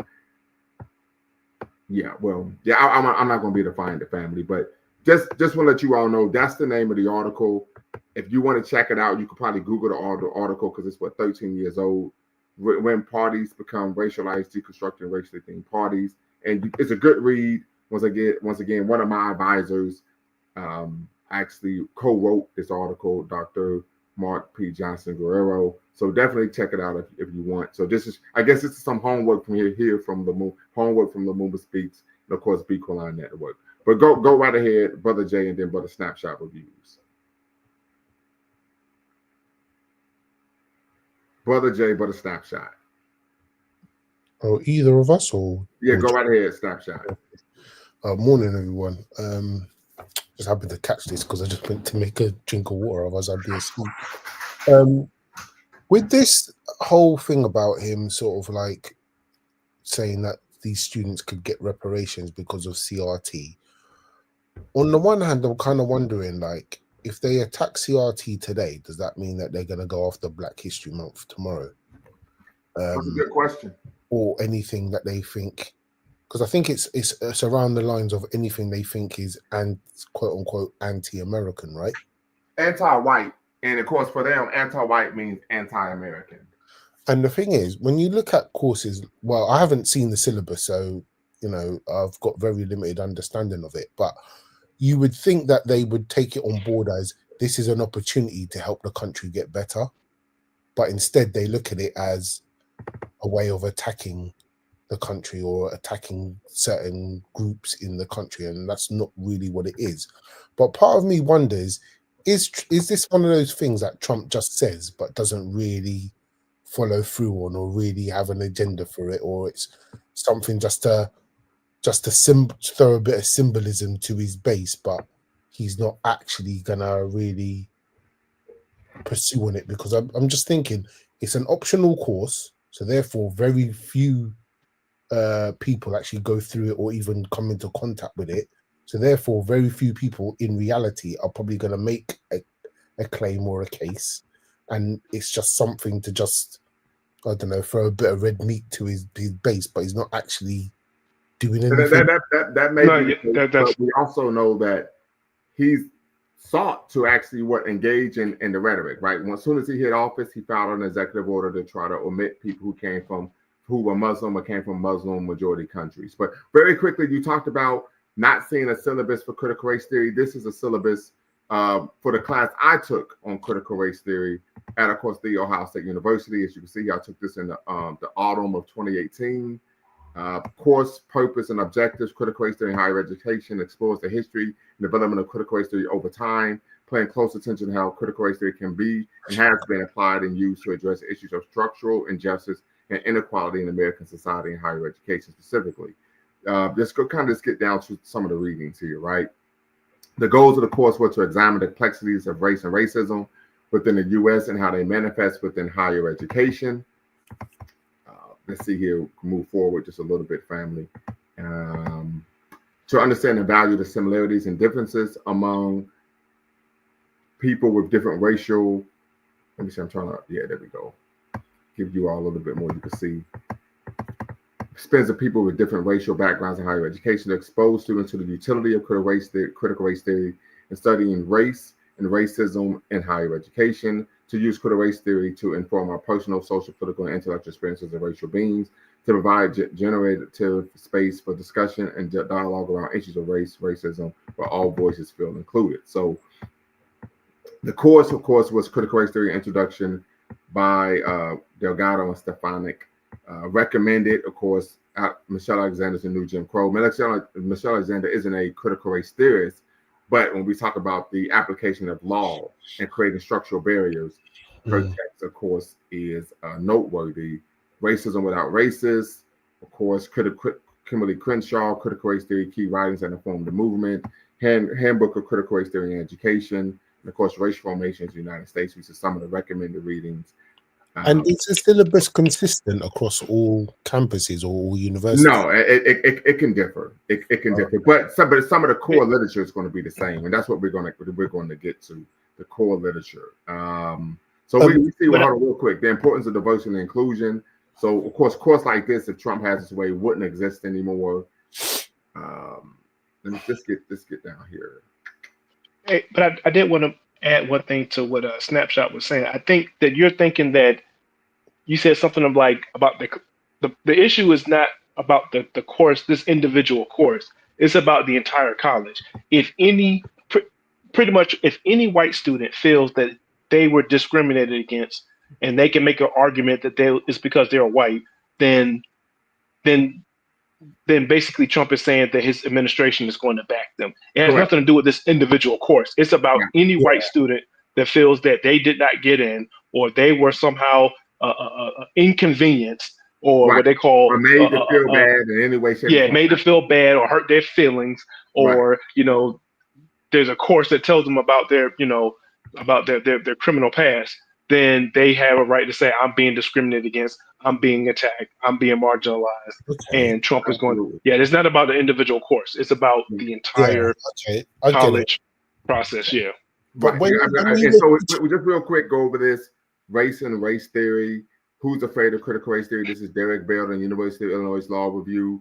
Disrupting post-secondary pros toward a critical race theory of higher education. This is Stefanik, chapter 1 of the book, which of course I have right here, Critical Race Theory, What It Is Not, which was a great read. Chapter 2 of the book, of course, when parties become racialized, this is key concepts and techniques toward an interest convergence in the education of African-American football students. So interest convergence is one of the core things of critical race theory that argues that white people on a macro level don't engage in racial justice unless it benefits them in some way, shape, or form, particularly economically, right? Do Latino interests always have to converge with white interests, right? So tribal crit, of course, this deals with Native Americans toward a tribal critical race theory in education. I cited that article in my dissertation, Settler Colonialism and Cultural Studies. Colorado State University incident is nothing new for Native American students. Latinx, of course, these are derivatives of critical race theory. Critical race theory for Asian American and Pacific Islanders. Critical whiteness studies and whiteness as property. So that was an issue. I actually talked about whiteness as property briefly in my dissertation. Innocent plug, right? Not so innocent plug. Critical race theory and methodology, critical race praxis, critiques of in the future of critical race theory, and then of course final papers were due. One of the things that we find in this syllabus that is omitted is a concept of Black critical theory, right? Black critical theory was one of the theoretical constructs of my dissertation, Black critical theory, and even crit noir. That was not concluded. So if I ever teach a class on critical race theory, that is something that would be included, of course, in my class. So but once again, you see the syllabus, family. If you put your email in the chat, I will email you the syllabus. Dr. Lumumba, when you taught the class, were there a lot of white students in your class? Yes. And what sort of white students were they? Were they ones that were open-minded and curious, or were they the type of white people that would take offense to the class? Well, I can't speak to how the majority of white students, felt, but what I can say is this course was an elective in my doctoral program. So students, if a white student or any student took this course, it's because they wanted to.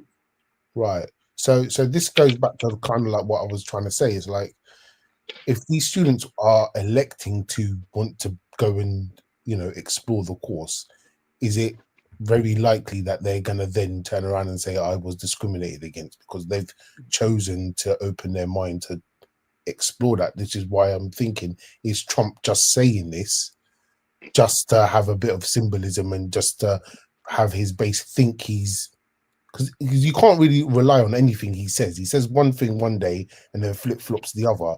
And I'm just wondering, is he just using this as a tactic just to rile up his people? But in reality, it's not really going to translate into anything, because, I mean, can these universities even afford to pay the fine? If that's the real question. Is it legal to actually tax an institution's endowment? I don't know. I took a class on higher education law, 6-7 years ago. Yeah. I still have the textbook. It was, I think this is it right here. Yeah, I still have the textbook. Yeah, higher education law. You see, it's pretty thick. You the Drake experience? I'm sorry.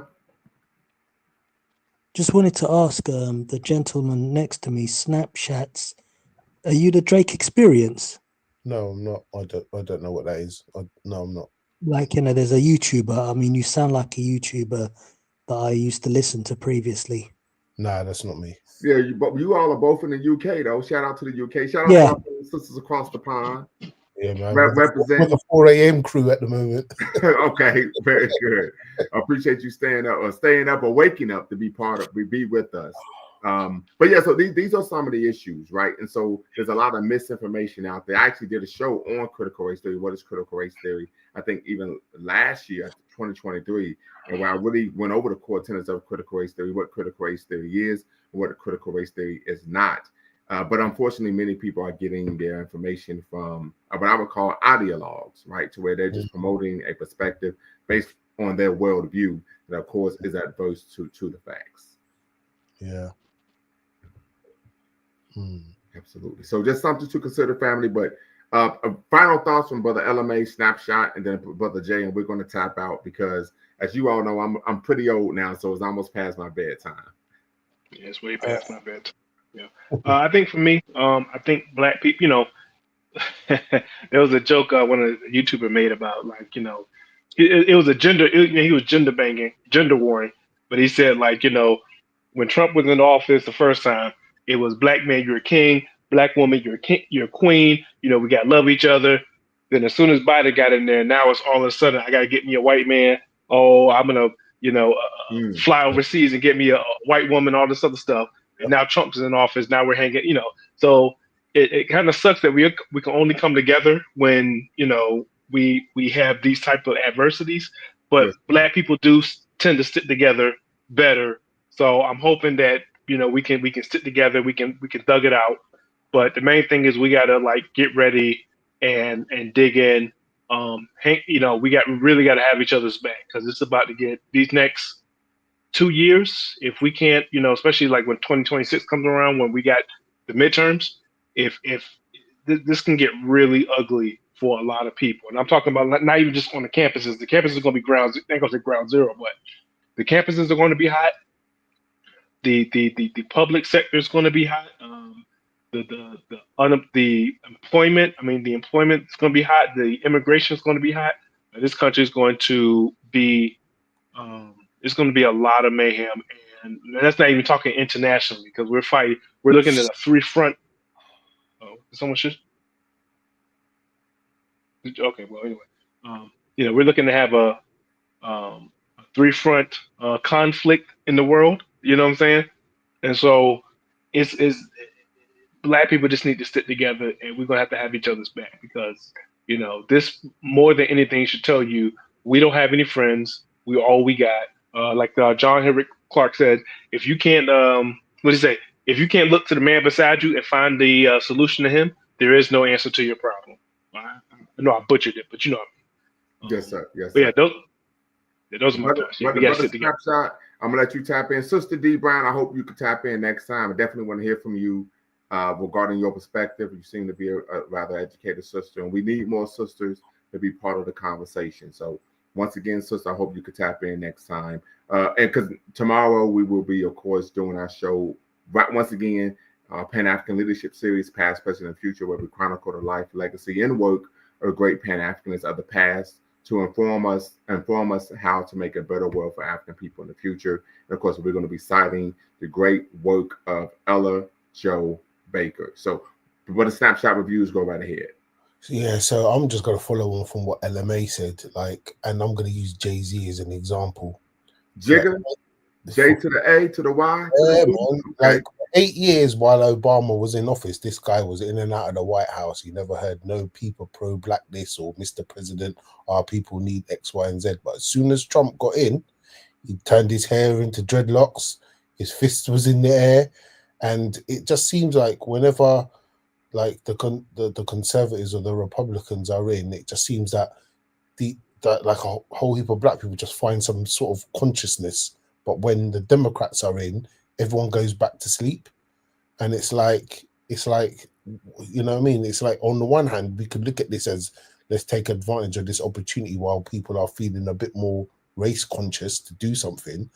But then these people are just going to go back to sleep when Trump gets out of office. So it's one of those things that we've just got to kind of address. And it's a little bit alludes to what I was saying yesterday, was like some of the people in the movement just aren't awake. And do we waste time trying to keep them on code, or do we just find the core people and move forward with them? With regards to this whole reparations for white people and feeling offended and all that kind of stuff, I think you guys should tell them to pull themselves up by the bootstraps and do you know what I mean? And just facts over feelings. Yeah, man. Every kind of talking point that they hit you guys on when you're being a victim. You're being a victim. You're snowflakes. A bunch of special snowflakes. That's what they are. Exactly. Right. And just play them at their own game with it, really. But like I said, I'm not sure how serious, and I don't want it to make it sound like I'm standing up for Trump or anything like that. I know, I understand. But I just don't know that I can trust how serious he is about this thing, because this time next week he might have even forgotten about what he said. Do you know what I mean? He's just like that, isn't he? He's a bit of a cartoon. He's like that, but his base won't let him forget. That's true. Yeah, that's true. Yeah, I mean, like I said, the only thing I'm hoping for is that there's just so much chaos that he can't focus on us, on black people. Like, I mean, because it's going to be chaotic. I mean, if you look at his picks, I mean, he has non-doctors in the Department of Health. Right. He has people who got ethics violations, being the Secretary of the State. You got people who's the host of the host of a Fox News morning show as the Secretary of Defense. Like, it's going to be going on. Yeah, I'm like, these people have no clue. Like, the thing about it, I'm glad you brought that up about LMA, and I'm going to be doing a show next week with Brother Dwayne Omawale, of course, the resident historian here at the Lumumba Speaks and Equal Network, on what a Trump presidency means for African people. But you bring up a good point, because what it looks like is what he's not looking for is competence. He's looking for people. He's looking for loyalty. Yeah. But the thing about it is that lack of professionalism, he's going to come slap that. He's going to run into a brick wall of reality when these people can't compete. Can't actually what's what I'm looking for. They can't perform And you're gonna have you have like that part's gonna be fun to watch. But like I said, it's in the chaos. I think there's a way that Black people could win, but we just got to be locked. We got to be locked the fuck in, because it's because the chaos is coming. Like, we see it coming. Like, there's no way in the world that you gonna bring a Fox host, a Fox News host, and make him the Secretary of Defense. Like Secretary of Defense, I don't think he even made it, because most of the time your Secretary of Defenses were usually admirals and generals at some point. You know what I'm saying? You don't put somebody who did not, was not in the military. Well, I know that the guy served in the military, but he wasn't a high ranking officer. Yeah. His strategy is to drain the swamp, though, isn't it? Or so he says. So he's not trying to use too many establishment people, because he sees that as part of the problem, isn't it? Because they're what we call the deep state, where regardless of whoever's the president, these people are still in position, pushing a constant agenda. So I think he's trying to get rid of that to allow him to mold or deliver or govern in the way that's my understanding, to govern and deliver in a new way. But whether that works in reality or not, I don't know. Yeah. Absolutely. So, family, we're going to table this discussion because we want to leave some meat on the bone for next week when we actually do a show on this topic. Until next time, family, y'all know what to do. Always bet on Black. Peace. All right. Take care, everyone. Night. Before you go, make sure you hit the subscribe and like button. Thank you for supporting the channel. And remember, here at Lumumba Speaks, we always bet on Black. Peace.